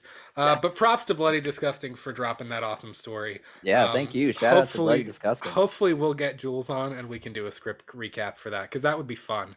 Yeah. Really, really cool concept. So where do you want to go next? Well, we got Oh my God, let's talk about the HBO Max with What do you mean? what's that? HBO What Max was that what? sigh? I don't know. HBO Max what? I thought I knew what you were talking about, but maybe I Sam don't. Raimi. Oh, okay. Mm-hmm. Okay. Yeah, yeah, yeah, yeah, yeah, yeah, Guys, we're talking about yeah. Evil Dead. A new chapter in Sam Raimi's Evil Dead franchise is in the works for HBO Max. Yeah. So they announced this a few months ago. We Yeah. already knew that we were getting a new chapter in Sam Raimi's Evil Dead franchise, um, and it will be a sequel esque to Evil Dead 1 and 2 and to Army of Darkness. And I Yeah. guess Ash versus Evil Dead will play a role in it. It has to. The sequel is officially titled Evil Dead Rise, which Mm. is a dope name. That Yeah. name kind of hypes me up. It's been a little while since I've watched the Evil Dead movies. I need to go back and like revisit those. You like Evil Dead, don't you? They're fucking awesome. They're fucking hilarious. Yeah, Bruce They're fucking Campbell is awesome, hilarious. man. Him playing Ash. Yeah. Shop I Ready Mart. remember I remember I Or haven't not Ready Mart. seen What's it I haven't called? seen Ash versus Evil Dead yet. I really want to. I haven't either. But it looks great, man. It Yeah. looks phenomenal.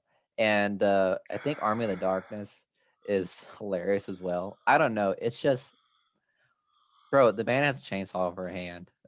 Like Yeah. let's be real. That's just fucking hilarious. S Mart. That's what it's called. S smart. Not. Yeah, yeah, Yeah. I yeah. don't know what I'm saying. S Mart. Um. So what's even more exciting than the fact that we're getting more Evil Dead stories is the fact that Sam Raimi is back, his Mhm. original team is back, and Bruce Campbell is back, but he's not playing Ash, sadly. He's not playing Ash. He's going to serve as an executive producer on the project, but he's not going to star in it as Ash. That's all. Damn. Is your excitement level has Damn. like dropped half? It did. Dang, I'm not gonna I see it, my know. boy. I don't know. And who knows? He could have it. Maybe he could have a cameo in it. Um, the article did say that it will be filmed in New Zealand. Post production will probably be completed in Ireland, and it will be an HBO Max exclusive. So this will not be a theatrical release, at least as of right now. This will just be on HBO Max. Sure, yeah. The story sounds really, really dope. So I saw this on Deadline. Here's what Deadline had to say about the story. Moving the action out of the woods and into the city, Evil Dead Rise tells the twisted tale of two estranged sisters whose reunion is cut short by the rise of the flesh-possessing demons, thrusting them into a primal battle for survival as they face the most nightmarish version of family imaginable. First of all, the Evil Dead monsters in the city, dope. Yeah. I Honestly, am a little bit bummed that that Ash is not gonna be in it. But I'm okay. Like I'm not like I haven't completely lost hope yet. I mean, same. Mainly because I don't know, like you're the one that likes like practical effects. I do. Evil Dead is pretty damn good with the practical Yeah. effects. Yeah, Yeah, like they are. pretty damn It's good. good. Yeah. So like I don't know, it's and also like the reboot of Evil Dead. Have you seen that one? I have not. I haven't seen the remake of it, I haven't seen surprisingly. either, but like I feel like it doesn't. I feel like it probably wouldn't boast well with like the original. Right. It is probably like one of those like remakes, kind of like uh, what was that other like Texas Chainsaw Massacre? Was that what year was that? What do you mean? Which one? 3D or Oh, that I whatever? don't know what year it was, but it was Texas Yeah, Chainsaw 3D. yeah. It was And like that one. was It's like it really was a like one of sequel. those. I But know. It's like one of those. It was like sometime during that period they were trying to reboot some like horror movies or yeah. horror franchises, and it was like one off. So that's why I feel like it'd probably be a little bit different than like Right. Evil 1, 2, and Army of Darkness. Yeah. What do you think of the storyline? That description of the story? Say it again. What was it again? Moving the action out of the woods and into the city, Evil Dead Rise tells the twisted tale of two estranged sisters whose reunion is cut short by the rise of the flesh-possessing demons, thrusting them into a primal battle for survival as they face the most nightmarish version of family imaginable. It's pretty interesting, isn't That it? sounds dope. It really does Yeah. sound dope. Like even without Ash, even without a lot of the same characters that we've like met in in the first two films, in Army of Darkness and Ash versus Evil Dead, I still think that what I think they're doing is it's a different goal than what Halloween is doing right now, where Halloween is trying to go back and bring all of the characters from the original full circle into the story again. Hmm. This, I think they're trying to do a new story. They're trying to tell even an Evil Dead story to a new audience. They're trying to get a new audience involved. Uh, and I think, Halloween's a little bit more of a well known franchise. I think with Evil Dead, um, it's not it's well known, but it's not as well known. You know what I mean? It's not Halloween. Yeah. So or Friday the 13th or Nightmare on Elm Street or Texas Chainsaw or any of those. So I think they're really trying to just open it up for a new audience. But I think the story sounds cool. I'm really interested in the city thing. A, what city is it going to be in? B, seeing all the demons in the city is going to be dope. That's going to be really, really cool to see. Yeah, for sure. Like So it's gonna be much bigger. You know what I mean? It's gonna be a oh much more yeah, grander yeah. It scale. probably will have a grander feeling. Sam Raimi had this to say. He said, "At its core, Evil Dead is about ordinary people overcoming extremely terrifying situations. I can't wait for Alyssa and Lily to fill the blood-soaked shoes of those who have come before them and carry on that tradition." So Yeah. I think the if it was completely different people, just like we talked about Pet Cemetery last week, if it was completely different people trying to do a reboot, I'd be like, I don't know. But the fact that Sam Raimi is on board, the fact that the entire original team that made the first Evil Dead film is on board, Bruce Campbell is on board, I think that they're going to do right by it, and I think they're going to tell an interesting new story within that world. I hope so I because hope so too, they because I got they think it got could be a really fun one. yeah they got some big shoes to fill. I'm not gonna They lie. have big shoes to I fill, but I keep I think it'll keep be fun. thinking I keep thinking because like golly, I just wish Ash was gonna be in it. I'm not gonna I lie. know. I'm gonna Like miss the like wisecracking, like exactly. My favorite whatever. scene was in whenever an Evil Dead 2 when Ash goes like fucking crazy and just starts he's in the cabin, he's just laughing at himself. I'm Yeah, like, what the fuck it's like, oh shit, we're going somewhere. And he's like I don't wrestling with his own hand. Yeah, it's just I don't know just if you know wacky. this, but originally the plan, have you seen Freddy versus Jason? It was going to be Ash It versus was gonna be Freddy versus Jason versus Ash. And yeah. basically, in a nutshell, there's a script out there. Maybe we'll do a script recap for that too. Uh, there was a script out there that basically, of course, Jason beats Freddy ish at the end of Freddy versus Jason. Hmm. Uh, Basically, Freddy wanted to get the Necronomicon from, uh, you know, from to like bring himself back into eternal life. And he basically tricks Jason into going to find the Necronomicon, uh, which of course brings Jason and Ash together. And then, of course, I guess Jason gets the Necronomicon. Ash goes to get Jason, and somehow Ash ends up fighting Freddy. Which, dude, seeing Ash fighting Freddy, they are like the two most wisecracking, like Yeah. just douchey horror characters there are. Like, it's You not know like what's Michael funny? or Jason or Leatherface where like they don't talk to you. Freddy Yeah. like gets under your skin and Ash gets under your skin. So like I feel like the two of them interacting, like I would pay money just to see like a 2 minute scene of them like because I could totally see Ash being like, "You burned, bitch." Like You say burn, just bitch. like saying something really stupid and funny to Freddy. And Freddy, of course, having some like really douchey, dark like comment back to him or something. Like that would just be a really fun I don't know. It would be a fun ending. I would love to see it happen now. Like, I know. guys, And it make won't, that a but it would be project, fun. please. I would love to. I New just Line want their Cinema. Do it. Do it. just do it. You know how much money you would get? You know how much comedy you would generate right now with that movie? You'd be sitting in the Please. movie theater and you'd be like Yep. getting your popcorn. Yep. Yep. I want to see his action. Let me see him. Let me see Chainsaw Hand. Chainsaw Hand is Yeah. probably one. It's just one of my favorite things. Yeah. I'm definitely excited for a new chapter in Evil Dead. 100%. So I hope there's a Ash cameo, but if there's not, They I'm sure. might, even if he's not a main character, there may be a cameo at some point. I could see them doing something like that. I gotcha. Um, so let's round out our horror news real quick before we move on to some Marvel and DC. So we just did our review of Spiral. In episode 22 of Let's Talk Movies, we reviewed Spiral and we reviewed Zack Snyder's Army of the Dead.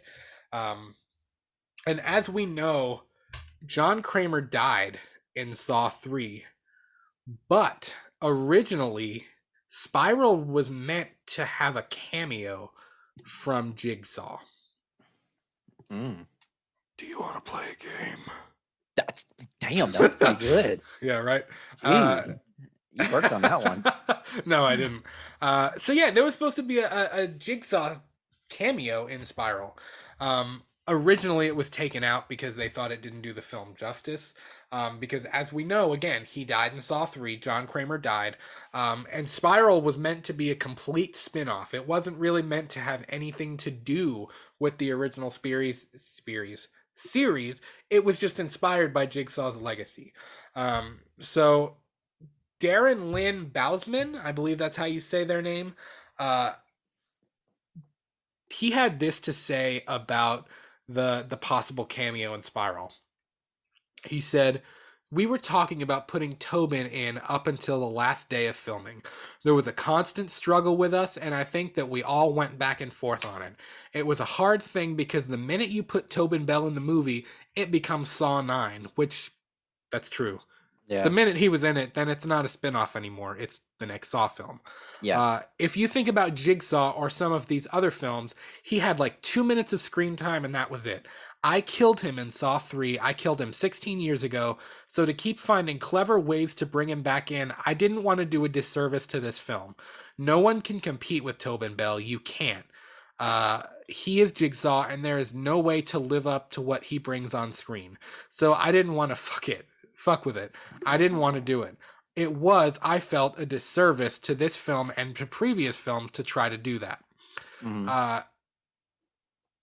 I kind of agree. I agree too. I don't know how, given now that we've seen Spiral and now that we know the story that they took Spiral in, I don't really see how you could have had a Jigsaw cameo. It would have had to have been in a flashback. Well, obviously, it would have had to have been in a flashback, but I think it would have kind of. I get what he's saying about it would have became Saw 9 at that point, because the whole point of this is that it's a copycat. You know, you're trying to kind of pull the attention away from Jigsaw and onto this other killer. The minute you put Jigsaw in it, it becomes about Jigsaw again. And again, I said in that episode, one of my favorite points in the entire movie is when Chris Rock's character Zeke looks at the killer and he says, "You're not Jigsaw." Yep. Because that was like, for me at least, that was the big line. That was like, Jigsaw had a motive. He had a purpose. You have no purpose except to kill cops. Mm-hmm. Like, that's not, you're not trying to teach anybody a lesson. You're not trying to give your weird, sick way of justice. And I'm not defending Jigsaw. I'm not saying Jigsaw was right in what he did. He definitely wasn't right in what he did. Oh. But at least Jigsaw had an MO. He had a motive. He had a purpose. This guy, he had no purpose. And again, I don't really see how you could have shoved Jigsaw in that movie without making it Saw 9. Yeah, the main focus of this movie was to, like, the main premise, or like the underlying premise was like, this was a copycat, like Brad said, and to have Jigsaw play a cameo in it would pull away from the main point of the movie. Right. And there are already like plenty of like underlining themes of that movie. So to put John Kramer back into the fold, whether it was a like a past memory or whatever, a flashback, it just wouldn't fit well because this is the way best way I could say it is that Josh Kramer was like a legend, so to speak. Like he was really Right. infamous in this universe, and for him to say like, okay, he's dead, but here comes a copycat. Right. It emphasizes the fact that It's a copycat. yeah, some like people are inspired by him, so it's creating.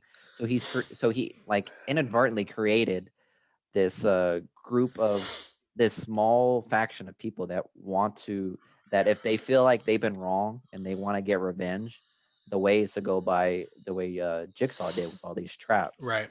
Like yeah, pretty much it was emphasizing people want to be copycats to get their revenge on people.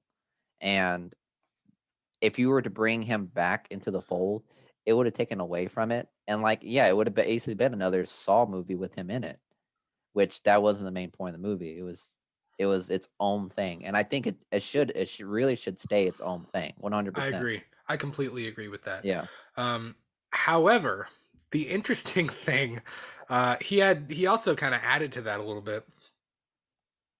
And Darren said, I did have a really cool idea that I was really bummed didn't go through. And it was a way of to put the feeling of Tobin Bell in the film. Excuse me. Tobin Bell is a singer and he's got a great voice. I found a song of his that he recorded, which was a Johnny Cash cover, and it was this amazing, very haunting song. I had an idea that at the end of the movie, during the finale and the big gunfight, was all overdubbed to that song. So basically, all the sound goes away and it becomes Tobin's voice in it. But again, it felt gimmicky when we tried it. It sounded awesome. I loved it, but it was way too wink, wink, nudge, nudge to the audience. So we ended up losing it. It was a struggle. I get where he's going and I get why it would be cool, but I think for that moment, it wouldn't have worked. When you think about that ending scene and it like you talked about, it's that like chaotic. You get so much information in the last 5 minutes of the movie and then it just ends. Mhm. That would have been kind of like it wouldn't have had as much impact when the killer gets away, when the cops rush in and they shoot Samuel L. Jackson's character as he's dying. I mean, it wouldn't have had as much impact, I think, if they would have made that creative choice. I agree. It's that's just what I said. Like, I don't think Jigsaw should have been in that movie 100%. And Even his voice. even his voice, because I don't know, it would have pulled away from Shink, Shank. Detective I Shink. really don't Yeah, remember. I need to go back and rewatch it just to try to yeah, remember what his damn name is because I can't remember. yeah. So like, it would have pulled away from his motive and his weight in the movie, Yeah. because it would have just made him like another puppet in Jigsaw's main game. You know what I mean? Right. And Hmm. plus, if he was in it, he would have been against Detective Shink's what's it called? Not mission, but his like plans and the Yeah. way he did it. Like his idea of the way it went by, he probably wouldn't agree with it.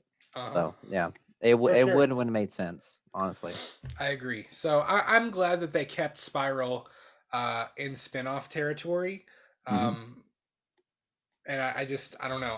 I'm glad that we stayed where we stayed in that film, and that we that they didn't try to shoe in a Jigsaw cameo because it wouldn't have quite made sense. No, not at all. Uh, so couple other things to get to before we head out. Before we get out of Dodge. Before we get out of Dodge. You want to talk MCU, DCU, DCEU, or some more conglomerate? Disney's gonna rule the world, maybe. What you got for DCEU? Let's talk DC. All right, couple of little things. Well, little thing and one big thing. Uh, there's a new Robert Pattinson deal with Warner Brothers that could possibly lead to more appearances as Batman. So essentially, uh, By the way, I saw this on Geekosity magazine. That's Mikey Sutton's website. So Robert Pattinson again has made a new deal. Uh, I'm not sure exactly the how the deal is worded. I'm not sure exactly what it encompasses, but they're definitely Warner Media has expressed wanting to work with Robert Pattinson much more throughout the coming years. So Robert Pattinson had this to say. He said, Warner Brothers Pictures and HBO have always been synonymous with groundbreaking filmmaking, and I'm thrilled to be working with them to discover the most exciting new voices in film and television and help bring their visions to life. I've loved working with the studio over the years and have so much respect for their dedication, their willingness to take chances, and their desire to push the envelope creatively. Courtney Valenti, who's the president of production and development for Warner Brothers, said, We have been incredibly impressed with Rob's eye for identifying dynamic new filmmakers. Additionally, he is continuously nurturing exciting story ideas into compelling screenplays. We are so excited that Warner Brothers and New Line will be his home and that we got to benefit from his creative commercial passions. So, Robert Pattinson isn't going anywhere. I think moving forward, I think Robert Pattinson is their Batman. I think that is the Batman world that they're going to want to build upon because it seems like they are real into Robert Pattinson. See, Apparently, I can't put in any I can't even put in any opinions because we haven't seen I know, and that's him kind of as tough. yeah. I know there's a lot of people that are overly critical of a sparkly Batman. And I'm kidding. I think he'll do a great job. I'm Yeah, actually look, if you guys have seen like his other movies other than Twilight, he's he's a a good pretty actor. solid actor. He Yeah. really is. Mhm. But unfortunately, when He's you just think Robert Pattinson, you think Edward. You yeah, think Edward Cullen. You just do. and if you think of it's the same thing with like Zac Efron. Like, Yeah, and if you think of Zac Efron, you think of Troy Bolton, which I'm really ashamed that I know that name. I think But I think Robert Pattinson is a better actor, though. If we're being completely honest. they're kind of at the Mm, same level, I don't to know. be honest. The both of them are trying hard to Yeah, move past their teenage counterpart years, that's pretty fair. much. Really, you and I haven't even really gotten to talk about this a whole lot. Like, what's your take on the whole Matt Reeves Batman thing? Um, I like a lot of the casting choices. I think it'll be very interesting. This is, obviously Christopher Nolan's trilogy was its own. It was its own world. It was its own thing. Hmm. Um, Ben Affleck's Batman was kind of a more comic accurate Batman. I kind of equate Matt Reeves' Batman film. I think this is going to be the equivalent of No. Hold on. the Arkham It was games. it was so how can I put this? I would disagree. Sorry. I mean, that's fine. Nolan's Batman was very ground to earth, realistic kind of Batman. Um Zack Snyder's Batfleck was more universe Batman. You know what I mean? It's like Yeah, I guess it's I like can. I do agree his with only that. reason there was just for the universe to build further and further because his Yeah, back there wasn't much emphasis on his skills. It was just he's there because it's yeah. a universe. And it's Uh interesting because they still want Ben Affleck to continue as part of the multiverse. I mean, he's going to I be in hope the so. Flash film. Like, he's still Yeah. going to play Batman. We're just going to have multiple Batmans at one time. Hmm. And I think with Batfleck, I mean, I hope that they emphasize more of his skills because all we've seen is Yeah. like his fighting skills and his training montage, I guess, Yep. and his hate for Superman. That's it. And brooding a lot. This man broods so much more than Jon Snow. Jesus Christ. Which okay, understandable because he's Batman, but I don't know. What they I remember reading somewhere that Robert Pattinson's Batman's going to be mainly focused on Batman's detective Detective skills. skills? Yeah. Yeah.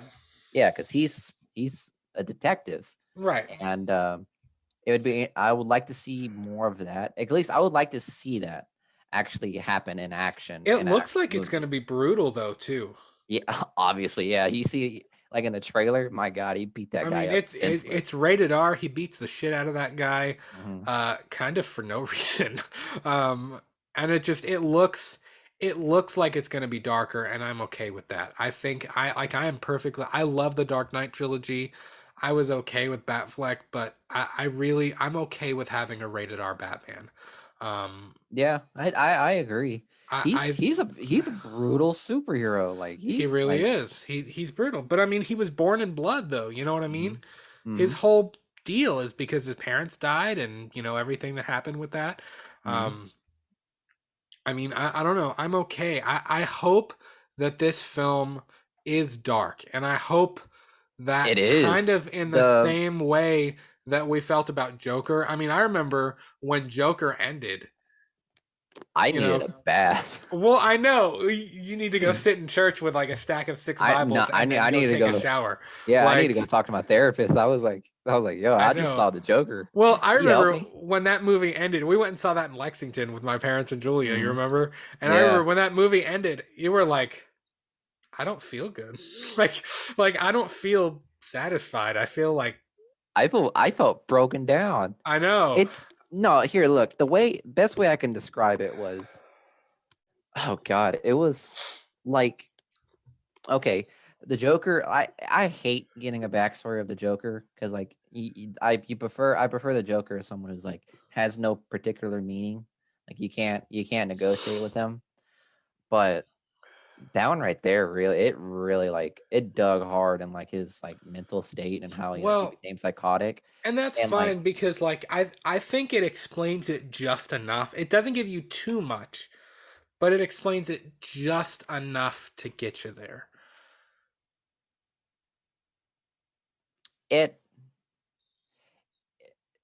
again, like I didn't really like the fact that, look, if the Joker wasn't like famous, if he wasn't famous and everything for what he is in the comics and all that, if that Joker movie came out on its own and that was the first iteration of the Joker, Hmm. it would honestly make sense. It would be a slam. But because it was like it's but because it was a Joker movie from the comics, or trying to be, it really didn't hit well because we already grew accustomed to the Joker and how mysterious his backstory was. Right. So it was interesting to watch, but also it was like, golly, it was hard to watch because it It was like it was. was it It was was pretty much just deep. It hot. was heavy. Yeah, it was talking about like what happens if somebody is like as mentally unstable as him is pushed towards the end. It was very And heavy. yeah, so I can't imagine. A a review of that movie. It was like someone said it was like that Joker movie was pretty much showing you like the true darkness of like yourself, of like Yes. Yes. if you give into like all of your darker fantasies, what could happen. And that was pretty much what happened. Yep. And it's like that movie was hard to watch, but it was also scary at the same time because it pretty much, I don't want to speak much for like, mental health or whatever, but like I feel like that movie really hit hard for a lot of people that, suffer for some type of mental illness, because it pretty much depicted like, if you could not have controlled the mental illness that you have, how far down the rabbit hole would you go? Yeah. And yeah, this man went far in the rabbit hole and dirtied his fluffy white tail and just went bonkers. I know. And yeah, I mean that movie, I mean, don't get me wrong, the movie's great. Soundtrack, phenomenal.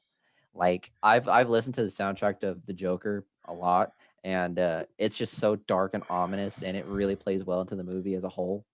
Yeah. And I don't know why we got into the subject of the Joker movie, but yeah, it's well said that that Well, movie is honestly really, really good for, it's really well written for a Joker movie. it is. It Yeah. is. Well, I mean, we were talking about Robert Pattinson's Batman, and this new deal, and I hope it is darker. We've heard rumors that it's like, kind of nudge, nudge. Don't be surprised if Batman loses at the end of this movie. I hope he And does. I'm I down hope he for that. does. Like, Yeah. I'm kind of down for like, in a way, this is like this could be the Batman year one kind of thing. Like he just became Batman. He's angry. He doesn't really have his moral compass yet. And he's out for blood, you Mm. know? And maybe it's too much for him, and maybe he lets his emotions get in the way, and he does lose. Maybe Batman loses at the end of this, and that is the beginning of his story arc into being the Dark Knight, into being, this darker figure that protects Gotham. Hmm. And I am completely down for that. I really am. And I do kind of equate it to the Arkham games because those were dark, and I really liked the vibe of those games a whole lot. Kind of this more rundown, edgier version of Batman that kind of wasn't afraid to get his gloves bloody. Like, I dig that. I think that's Yeah, pretty cool. but the Dark Knight, the Arkham series, the video games that is, it was basically Batman, like, matured and like in its prime, or like getting Right. Yeah, old. yeah, yeah. So like it was very definitely showcased his detective skills, the Arkham series. Yes. And I mean, overall, like in regards to Batman stories, the Arkham series is one of my favorites. And if I were to compare it, I could say the how can I say this? The atmosphere of the Arkham series will be similar to Robert Pattinson's The Yes, I Batman. don't mean a direct adaptation. I know in Mhm. Arkham it's an older Batman. I don't mean a direct adaptation of that Batman, but some of the same themes. The darker, the more it's more violent. Mhm. It's kind of more of a rundown, like I said, edgier, bloodier version of the Batman story. I'm okay with seeing that on screen. Like I want to see that on screen. Yeah, because Um, we we haven't really seen like a haven't. good Gotham, like a really rundown Gotham. In The Dark Knight, I mean, Gotham just looks like fucking Chicago. It was Or Chicago. It was yeah, literally filmed in Chicago. It yeah. was Chicago. It looked like Chicago. It didn't look like Gotham at all. Yeah. So, and even in the universe, the DCEU, I mean, we don't see much of Gotham either. Right. And I want to see Gotham. I want to see what it looks like with all of these insane villains like the Penguin, the Riddler, and Yep. Mad Hatter, and all of them. Like, I want to see it. I want to see underground um, Arkham, and I would love to see the actual atmosphere of that city. And Absolutely. I think that hopefully with the new Batman movie, we get to see more of that. It looks like it's going to be mainly placed at night, which is cool. Because the Yeah. one thing I Yeah. didn't Yeah. like about the Dark Knight Rises was at the end was in It the was day. too I was much like, come daytime. on, Yeah. It yeah. was too. It was too much daytime stuff. Which I mean, I love me some Dark Knight trilogy. I really do. But it Hmm. was a whole lot of daytime. Yeah, So exactly. I'm excited for Matt Reeves' Batman film. And I am definitely open to Robert Pattinson returning more than once because I will decide whenever I see him. right. And I think if you're gonna have I think if you're going to have him return more than once, you need to have Batman lose at the end because you have to leave You have to somewhere give for these that story. characters, You have to give it somewhere to go. you have You to know what let I these mean? villains live. You do. You have to let these villains live, for You God's do. sakes. Because what? And That's a problem with superhero movies that we've it discussed is. is that they always kill off the villain and it's like why do you do that? Like you can have the villain lose and not kill them off. So, Exactly. That's because, like, in the Arkham series, all of them just how can I put this?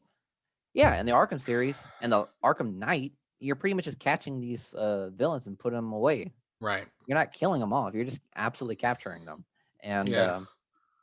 yeah, like, I want to see more of these villains like actually survive and actually still cause Batman grief. Like, Right. I Me want too. to see that. Like, I want to see these villains like come back. I want to see them like come back in, but mess up a little stuff and, like, just create havoc for Batman. Yeah. Because you also get if you do that you also get to see how it takes a toll on him like mentally, Yeah. physically. Hmm. Like it needs to be heavy. And I hopefully they make it heavy, and that they make it a really dark adaptation. So 100% agree yeah, because it's I don't know the in regards to villains, Batman has pretty darn good villains. yep, Everyone else is just like just there to inconvenience them. But right. Batman's is literally there to break him down, to test him in every single aspect of his moral code that he holds. Hmm. Pretty much every single one of them. Like Ra's al Ghul is pretty much just like like from the Ra's al Ghul to the Joker to the Penguin, all of them they test Batman's morals of killing, corruption, and just a whole plethora of stuff. So like I hope if they end up making more projects of Matt Reeves' Batman, I hope they introduce more villains, and I hope they keep them alive, and I hope they just continue to test Robert Pattinson's Batman because again, like he's young. You Yes, know how great it would be for us to fall in love with Robert Pattinson's Batman because you actually see him get tested and you grow see more and him more. grow up. Yeah. You see him grow into Batman. Mm-hmm. You know, you see him become.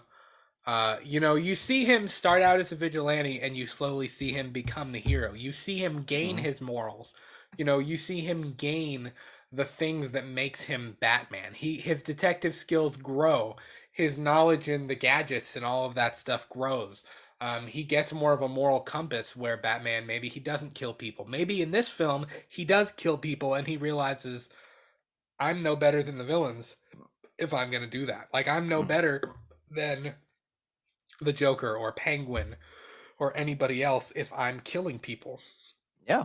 So, and that's another thing. I'm also excited to see a darker take on the villains too. Like, have you seen Yo, the Riddler's gonna look scary. that calendar picture? You know what I'm talking about? No.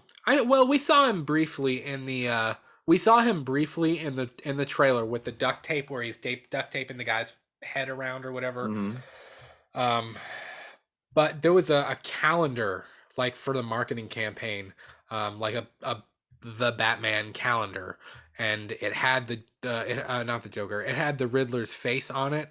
Dude, his costume is creepy. It's weird. It's really weird. So I'm kind of excited for a darker take on the villains too. Do you think that the Joker film will be set in the same universe as this? I I hope not. In a way I want it to, and in a way I don't want it to. Like I'm kind of torn. Again, that's something I'm gonna have to try to wait and see how the Matt Reeves Batman film is before I really make a decision on whether or not I want uh, Joaquin Phoenix's Joker to Mm-hmm. be in the same universe as Robert Pattinson's Batman. I'm not quite sure how I feel about that one yet. It's because I don't know what this movie is. Like, is it Right. comic accurate? Is it fantasy related, or is Yep. it realistic? The Joker Exactly. was definitely realistic. Oh, Like, for it was sure. mainly grounded realistically, and you know, like you can imagine that happening. Yes. So I want to see how this one plays out, and Yeah. then I'll decide whether or not I want to see that Joker.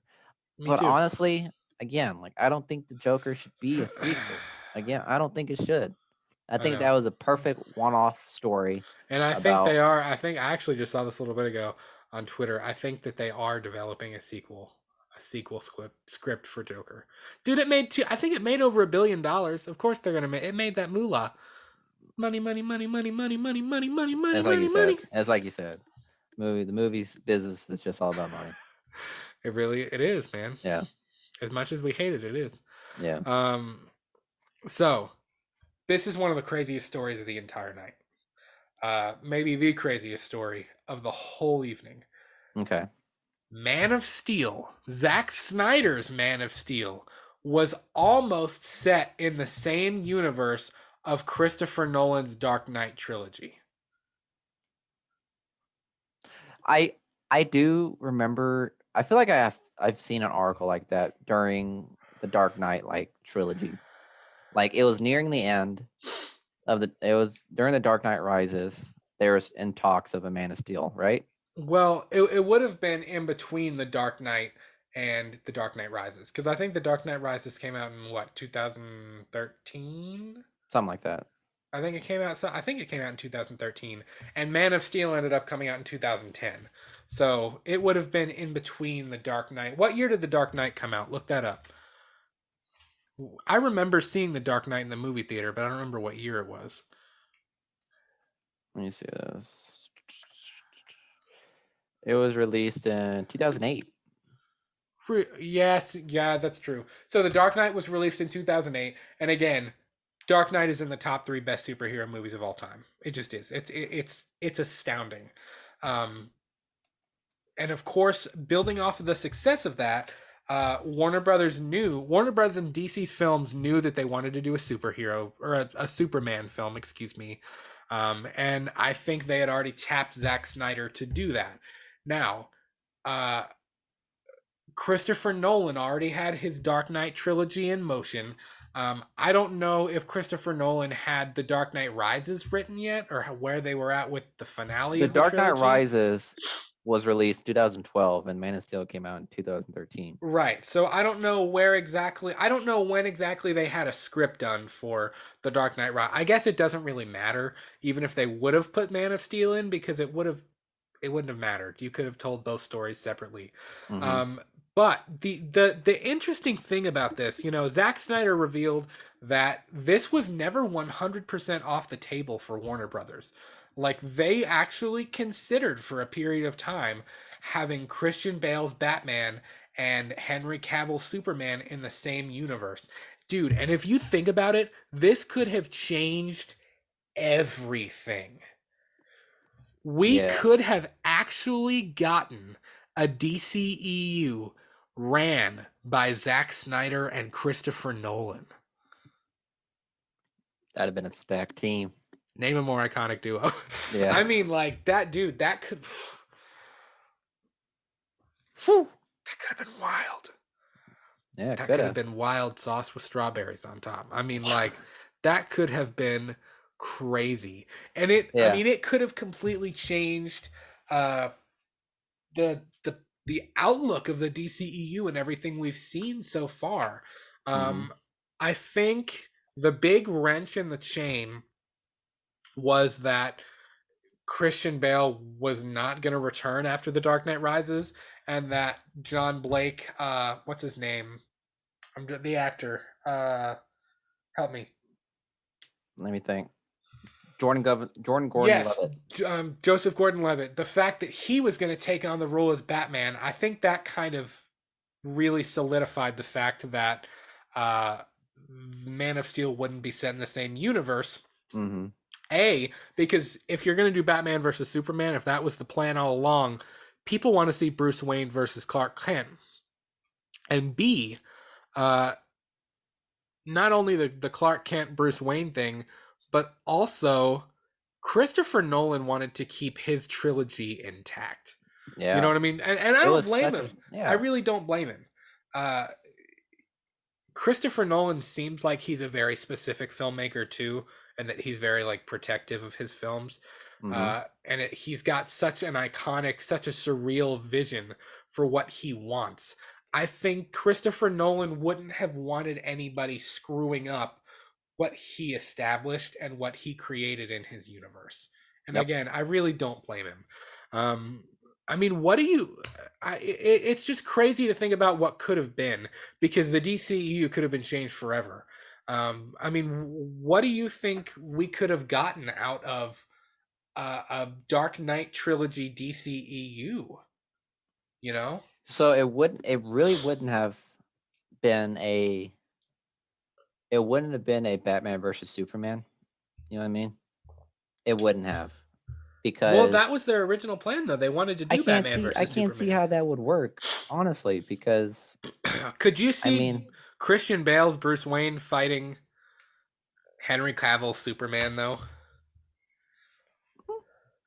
maybe you would see him use his gadgets a lot. I mean, yeah, he would have to. Yeah, and also Homeboy couldn't fight a dog. He couldn't fight a exactly. Rottweiler. He could not fight a Rottweiler. I don't know. Yeah, because again, Christopher Nolan's Batman was too ground level. You know what I mean? Yeah, it was was too too realistic. It was set in realism. Yeah. So like, if we were to do Christian Bale's Batman versus Superman, like, he would get smacked. He would have. Because He like definitely again, probably would have. because if you were to look at the comics and the animated series of Batman, like by far the best Batman there is the animated Batman, Yeah. because he was knowledgeable, he was a detective, he had plenty of gadgets, and he was just crazy strategic. Like Yes. take a look at Doom, whenever Batman had to like save the entire Justice League because he had a huge file of contingency plans for everyone in the Justice League. Like that Batman was smart as fuck. He was prepared. Yeah, he was prepared. So Christopher Nolan's Batman, Christian Bale's Batman just didn't seem like the type of person who could be prepared for it. Yeah, and if He you seemed to look take at it all like he seemed to be the type of person that would take it as like some came, okay, I gotta take care of it. He was not prepared for anything that happened. He wasn't prepared for the Joker. He wasn't prepared for Bane at all. right, and Yeah, he had a character arc. Like they needed to finish his character arc with The Dark Knight Rises. yeah. His Like character arc was pretty much like he's getting old, pretty there much. needed to be an end to Bruce Yeah. Wayne's story. Hmm. They couldn't have just continued it and continued and continued and continued because it would have gotten old and it would have tarnished the trilogy. Like it It would would have have. because let's face it. Say they would have done the Dark Knight trilogy and then Batman versus Superman, with Christian Bale's Batman and Henry Cavill's Superman. When that film was done, people would have wanted more Batman movies. They wouldn't have just wanted that Christian Bale's Batman to just be done. Hmm. So like Christian Bale would have had to continue as Batman. And I don't think he really wanted to. I think they had finished their trilogy. I think Yeah. Christopher Nolan was done. So I don't blame him in that respect for wanting to keep his trilogy intact and for wanting, his property to just kind of like It was allowed. Yeah. just It's keep you it know his. the Dark Knight trilogy. I mean, most of it was just Alfred saying, "Look, man, you got to be done. You Yeah. got to have an end game." So like, Yep. it wouldn't make sense. Alfred's entire character wouldn't make sense if you were to continue it. He's my favorite Alfred dude. Yeah. Side Same. note, Michael Caine is the best Alfred out there. He really is. I don't know. What's his name from the Justice League? I don't know. I don't like him He's as he's much. he's he's a pretty good Alfred, mainly because he was a He is a butler, good Alfred, but but he was Michael Caine. also, well, Alfred was known to be like the type of person who was he could hold his own. You know what I mean? Right. Yeah, Michael Caine's Alfred was like a old wise man for Batman, for Yeah, Bruce yeah. Wayne, as compared to like in the comics. Whenever, like, I'm not gonna lie, like there is one scene, there was one storyline I love so much, um, with Alfred. It was in the Injustice storyline. Um, Superman Superman gets a hold of Batman and beats him down, and Batman was like on his last leg, and out of nowhere, Alfred comes out of nowhere and just heads butts Superman so hard, broke his nose. The reason why is because in the Injustice storyline, they create some type of pill that gives you, like at for a moment, superhuman Yeah. strength, anybody superhuman strength. And Alfred took like, I don't know, one or two of them and just murked Superman. Like, I'm talking like in the comics, you can see Superman just laid out, all bloodied up. Like, Jesus, I got my ass kicked by an old man. That's And then awesome. and then Alfred just picks up Batman, moves away. That's the type of Alfred I kind of like grew up reading, was old Yeah. wise man but could hold his own. Yeah, I kind of like Michael Caine's version of Alfred because Michael Caine's version was like Grounded. I'm telling you. low key father figure to him, Yeah. you know? Like he watched out for him more than Hmm. anything. Like he cared about him and he wanted to make sure that he would come home at the end of the day. That kind Yeah. of Alfred. And I Yeah. I dug that. Yeah. I Some don't get men me wrong. just want to watch the world burn. Oh, okay, that. Like, don't get me wrong, Michael Caine's Alfred is by far stellar, and the dynamic between Christian Bale and Michael Caine was Yes, they pretty did have a good. really good Yeah, relationship on screen no, too. So, but I thought that was crazy. I was just like, holy crap, that really could have happened. Like that could have been a real thing. yeah, So I thought that was pretty cool. Uh, two more stories to get through. before we hop out of here. All right. So, Amazon has purchased MGM.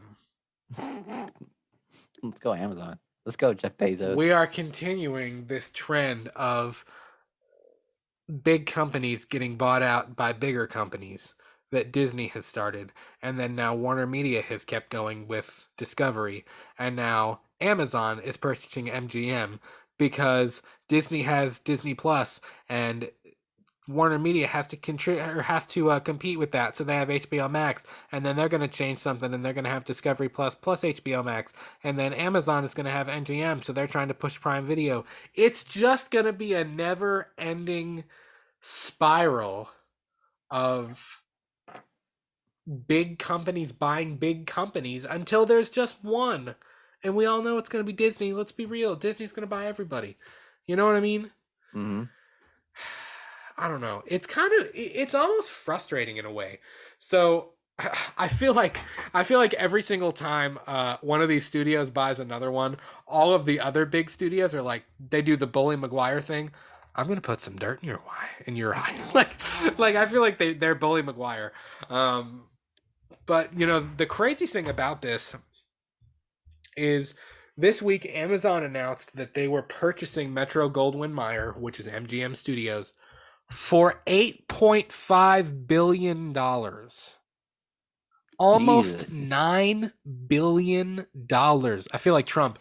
Billions and billions and billions. Again, their whole goal is just to compete with Disney and with Warner Media. Like, it's just like, again, where are we going to draw the line here? Like, where are we going to, like, when are these companies going to be like, you know what, I have enough assets. Like, I'm doing pretty good. They're not going to, are they? No. Well,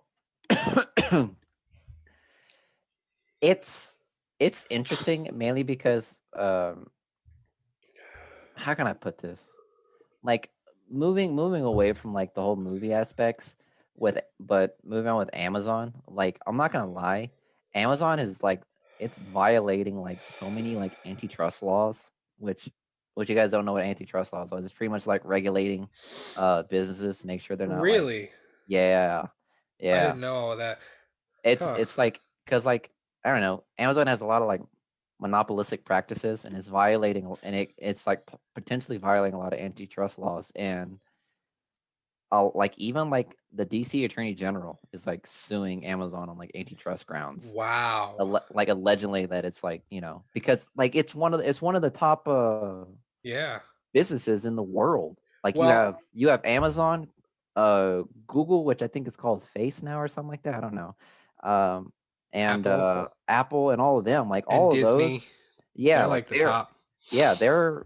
they're scouring the marketing world or the business Right. world and just buying up all these small little businesses, not allowing it to grow, and it's creating this fear that these companies are gonna end up like just owning a good majority of the market. They're going to own the entertainment industry before Yeah, long, you know? and There's going to that's be no like variety. individuality to these different companies where they can share assets and they can have Hmm. their own things. I mean, they can all do their own thing.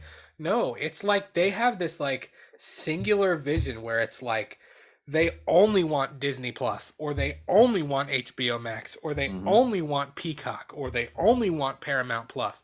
Like I don't know. That's part of my fear with the streaming service thing is that I feel like the streaming services are just going to become it's already going to become the new It's cable. it's opening it's opening the it's opening Pandora's box right now. It The really streaming is. service is definitely opening Pandora's box when it comes to all of these businesses because it's like I don't know. It's like Amazon and Disney Plus are probably going to be because they're breaking like competition laws and Yeah, they're like it's wild. they're unfairly using their size to like to harm these smaller companies Yeah. to reach to us pretty much. And I think that's honestly like I don't want to get into it, but it's like yeah, that's capitalism. It's dog eat dog world, but at the same time, man, like Jesus, like ease of entry with these businesses is getting impossible. Like Yep. So like say if you and me decide to make like a streaming service and we're doing pretty well, out of nowhere Disney comes along and says, "Hey, you're doing a pretty good job. Let me buy you off." And you And if can't do you anything about it. You and you can't can't do say anything, no. and if you say no, like you're just gonna get thrown into the dirt and forgotten. Yeah. It's pretty much that way, and it's I don't get me wrong. I'm happy with Disney Plus. I'm glad I watch all of their shit. I'm not, boycotting any of their products, but it's important to acknowledge like these like Disney, Amazon, and all these people like they're big sharks taking down little fishes, Yeah. and it's gonna come to a point in time. I'm telling you, within a couple of years, it's gonna hit the news that I mean they're already getting sued right now. Like look at Amazon. Amazon's being sued Well, for it's funny antitrust because violations. going back to the Amazon thing, I don't remember. I'll have to check again. I don't remember if it was Jeff Bezos himself. There were a few high ups at Amazon that were very against this MGM purchase. They were not about spending $8.5 billion to purchase MGM. Um, and again, their sole purpose is to try to outdo Disney and Warner Media with HBO Max and things like that. Mhm. You have to think, just like you said, right now there's a whole bunch of big sharks and they're trying to eat all the small fish to like prove their dominance, and they're trying to compete with each other. But after all the small fish are gone and they have bought up all of these small companies,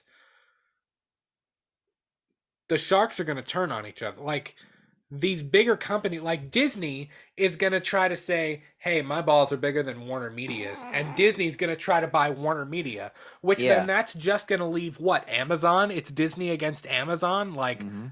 that's funny. Like then Disney's going to buy Amazon, and Disney's going to be on top. And I guess it could go either one. Which I don't know. I still see. I think Disney's got all of the in terms of the movies and TV stuff. I think Disney's got them in the bag. I just really do. I think Mickey Disney. I think Disney. Mickey's got this shit. Mickey Mouse is Yeah. too powerful, man. Yeah. Mickey Mouse has got his hand in everything. Do you know about this whole like do you know about like the Mickey Mouse like conspiracy theory? That they're gonna take over the world. Hold on, let No. me show you. It's crazy. I saw it on Facebook one day, and it's like I don't know, it's weird. I gotta just keep talking about it right now. I'm gonna look for it because Um. yo, Well, again, we're talking about this time of like conglomeration and building and building and building and building, and where do you stop? Well, the other thing, Miguel, that I kind of thought was interesting is I looked up MGM's assets and the properties that they own, and I'm gonna let you in on a little something. what? In my opinion, it was not worth almost $9 billion. It really wasn't. So they own the 007 franchise. They own the James Bond franchise, which is pretty big. That's probably Mhm. arguably their biggest one. They own Rocky and Creed. They own The Handmaid's Tale. They own RoboCop and Pink Panther and a couple other things. But again, is that really worth $9 billion? No, honestly not. I don't know. I know that James Bond and Rocky are pretty big, but like even the two of them, like I don't think that's worth $8.5 billion. Like I just don't. I don't know if that was a good business deal for Amazon. And again, I don't work for Amazon. I don't know what exactly their thought process was and their business model going forward.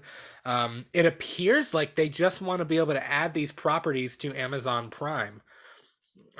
So that you can watch all of the 007 films and The Handmaid's Tale and Rocky and all that stuff on Amazon Prime. But like, is it worth it though? No. You know what I Okay, mean? I just feel like guys, I don't know. I just don't know if it's worth it. I found it. Okay, what lay it on me. What is it? It's called The People's Republic of Disney, a Oh my god. timeline. Okay. You ready for this ride? All I right. don't know. 2009, Disney buys Marvel. 2012, Disney buys Lucasfilms. 2017, Disney buys 21st Fox. 2019, Disney buys Paramount Pictures. 2022, Disney buys Universal Studios. 2027, Disney attempts to buy Warner Bros. Warner Bros. Tells them to fuck off. 2028, Disney being highly pissed acquires their own private military. 2029, Disney storms headquarters of Warner Bros., killing many and taking the company by force. 2032, taking Warner Brothers by force. Yeah, it gets crazy. It gets crazy. Trust me. 2032, Disney buys nukes from black market terrorists. 2034, Disney buys Microsoft. 2036, Disney declares war against the entertainment industry. 2037, skirmishes between private militaries occur in Hollywood and other places around the country. 2038, Disney nukes Hollywood. 2044, Disney buys the United States of America. 2045, Disney reorganized the American government into a totalitarian dictatorship deemed the People's Republic of Disney. With who the dictator, Mickey? Yes, you should see the picture, man. The picture's fucked. 2047. 2047, the People's Republic of Disney moves to annex Mexico, Canada with the military might of Mickey Mouse. 2051, PRD, which is the People's Republic of Disney, buys celestial bodies such as the moon and Mars. 2056, PRD colonizes Mars. 2059, PRD colonizes the rest of the solar system. 2064 starts construction of Dyson Sphere in the Sol system. 2075, scientists discover a form of FTL space travel. 2078, voyage to Alpha Centauri system is successfully completed. 2079, successfully establishes a one world government. 2080, sends millions of military warships out throughout the galaxy, conquering extraterrestrial life on every planet in the solar system. 2092, Dyson Sphere in Sol system is complete. 2100, Jesus Christ, this goes far. 2100 reaches Type 3 civilization status, creating a galactic dictatorship under the people of Disney. 2104, Marvel and X-Men fans are still excited about new movies. And look, Brad, I want you to know that I'm crying. Brad, you gotta show him this picture of Disney. It's fuck, like, look, oh my goodness. What is it? The soldiers, they have like helmets that look like Mickey Mouse. I've seen that. That one, yeah. I've seen that, the statue of Mickey, and he's got like the Hail Hitler thing. Yeah.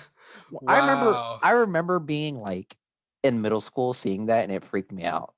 I think it was it had been in high school, but I remember seeing that and it freaked me the fuck out. I was like, if Walt Disney is really frozen somewhere and that happens, he'll wake up and he'll be like,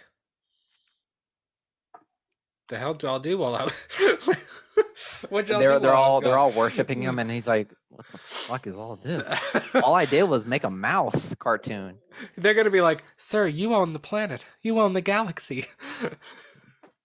Reaches Type 3 civilization status. What the fuck is that? I want you to know that we spiraled off of this from talking about Amazon purchasing a movie studio. Well, you saw what I read you. What Amazon is doing is nothing compared to what Disney buys Microsoft. Or no, like you said that it was going to be left to Warner Bros. And Disney. From what I see right here, it's going to be a complete battle. You said Disney forcefully takes Warner Brothers. Yeah. Like, oh my goodness. It got wild. And then what? New NSA, I'm not saying it. I'm just reading a template. Nuking Hollywood? Jesus Christ. Whoever wrote that and read it, yo, like, props to you, but get some help. Oh, that's funny. I want you to know I spit my water out across my desk. That's how hard I was laughing. Oh. Okay. Moving on to our last story of the night. I'm sorry. No, I found out what the whole idea of a type civilization. You're really into this. So the scale has 3 design categories. A-type civilization, also called as planetary civilization, can use and store all the energy available on this planet. Okay, that's us. A Type 3 civilization, also called the galactic civilization, can control energy at the scale of its entire host galaxy. Who the fuck made that up? Neil deGrasse Tyson did not say. I'm pretty sure those words did not come out of his mouth. Whoever the fuck wrote that, it's Wikipedia, so honestly anybody could have wrote that. But the fact that they thought that this person thinks Mickey Mouse could create a type 3 A civilization, galactic alliance.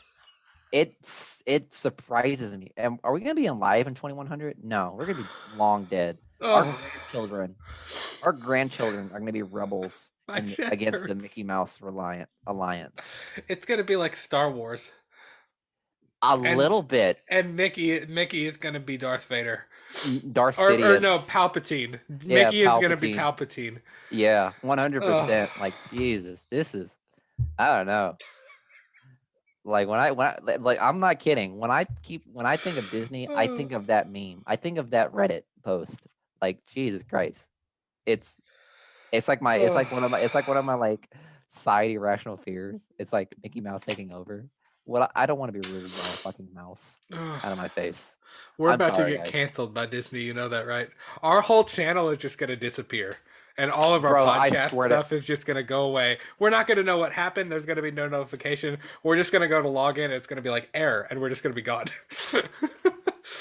all we have is just Mickey Mouse's like old template right there in our fucking uh, page. I swear, like one of these, like I'm just saying, I imagine us like one day talking on the podcast, in 2048, and all of a sudden we're talking shit about Disney, and all of a sudden Mickey Mouse comes bursting through my door, oh. and I get kidnapped. Yeah, I don't know. And it's That I funny was because I that love Reddit Disney. really. Like I I love love Disney, Disney dude. too.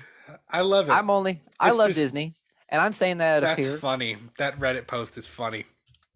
Yeah, All of that to say that Amazon has purchased MGM and that Amazon owns all of their assets now. I'm just saying. I didn't think of that until you started talking about Disney. Like you were the one that said Disney was gonna buy it all, and it Well, made me think of that. because my whole point is like where do you stop? Like You don't. these companies are just going to keep trying to buy each other and buy each other and buy each other until there's one supreme company. And like I don't know, like I could be wrong. Maybe Warner Media is really going to buy Disney, but like Doesn't look like it. I just feel like Disney is too powerful. Like they have too much. Like I feel like if anybody's going to be the last big company to own like everything, it's going to be Disney. And again, we kind of say this satirically. Like I don't actually think Disney is going to rule the world, but it's just it that was funny. We'll see in 8 years. Oh, you Let had you me know. cracking up. 2029 is whenever the war happens between Disney and Warner Bros. Just saying.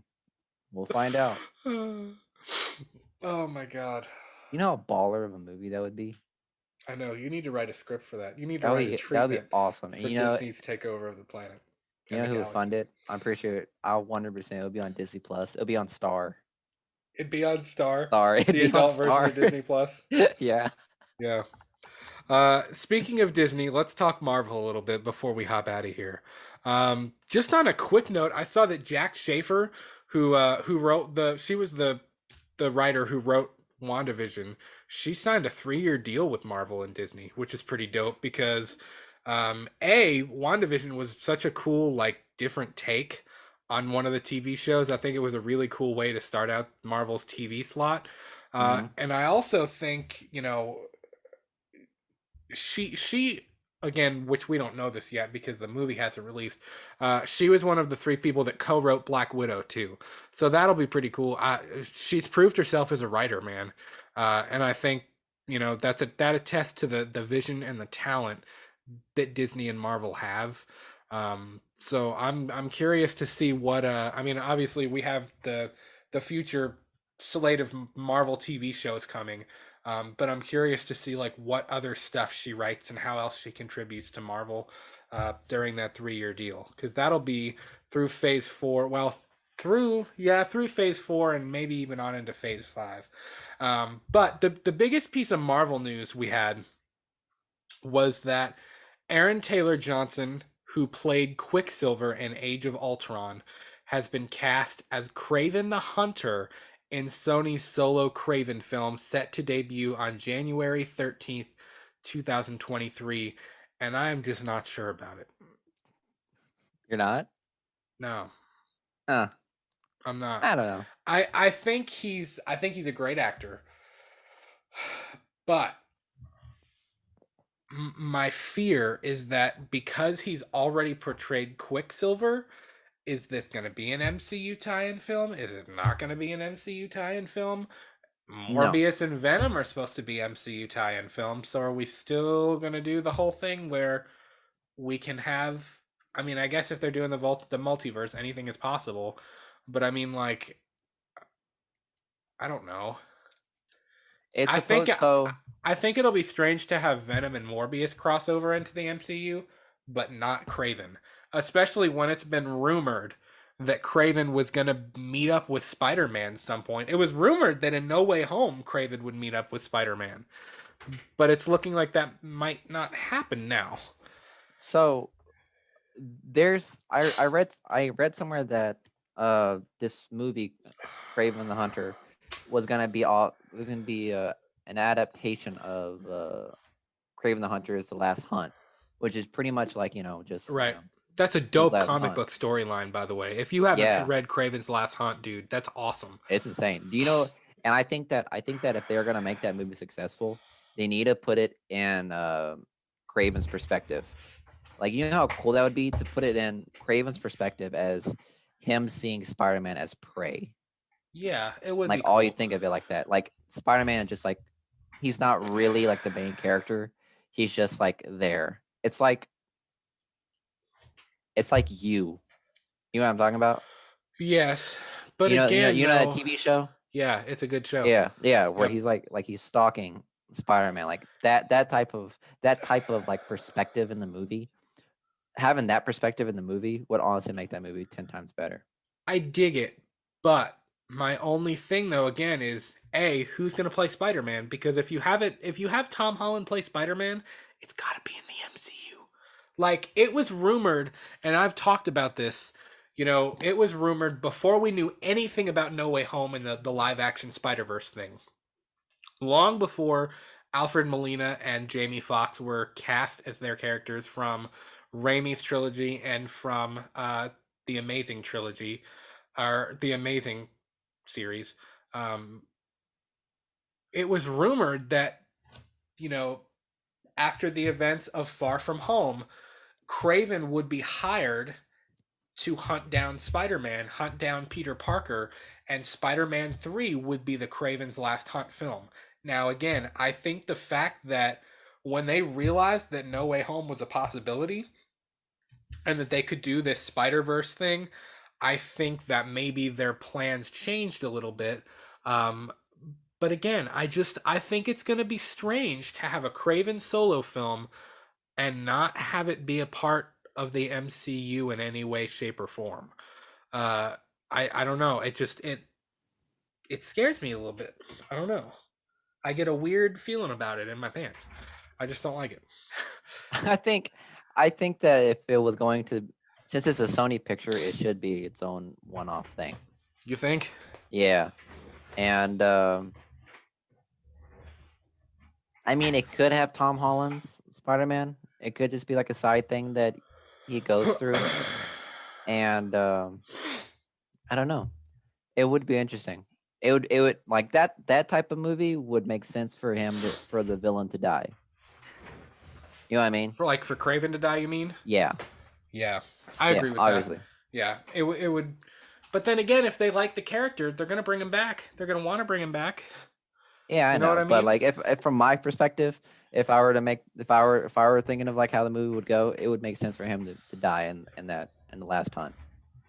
Yeah, I guess Because the I story could see that. the end of Craven is actually like pretty fucking sad. Yeah. It's like he realizes like Spider-Man is like actually human, and he realized he's been beaten by a human, and like he uh he can't take the stand of that punishment. So I mean, he ends up killing himself. I mean, Yeah. Craven does. So it's a sad storyline, Yeah. but We'll have to it see would be how a that great. plays out.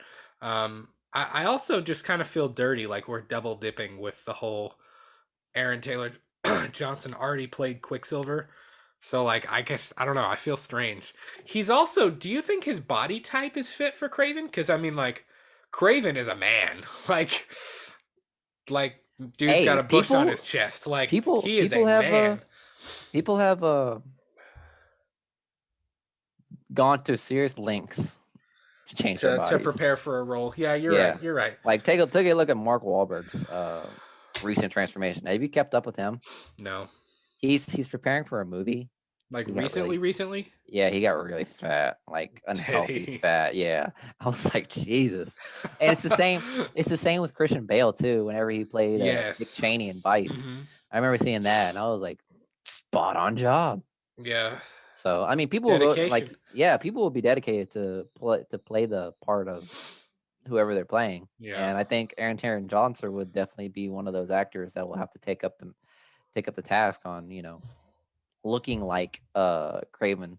But honestly, I don't think they would make him. They would probably make him more ground to earth, more realistic, obviously. True. You know what I mean, and they will. They probably want to make him like the bushy buff, fucking Russian dude. Yeah, it'll be more down to earth. Yeah. But I'm definitely very interested to see what they do with Craven and whether he'll be in the MCU or not. So I don't know, but we'll have to see. We will have to see. Guys, that is going to do it for this week's massive episode of Let's Talk Movie News. Thanks so much for sticking with us. I think we may have gone over 2 hours. We may be going on 3 hours here. I'm not even sure. Probably. But thank you so much for sticking with us.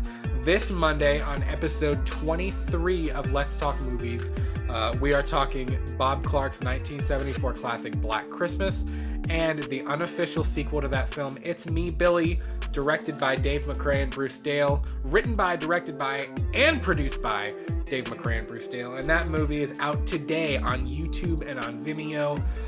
Go and support those guys. They did a tremendous job, and we cannot wait to see what they do with that film. So please leave us a comment. Let us know what you thought of this week's movie news. We'll be dropping little tidbits from this episode throughout the next coming days and weeks. And be sure to follow us on Twitter and Instagram. Tweet at us at We Talk the Movies. And we will talk to you all soon. Have a great night. Have a great weekend. And we'll see you.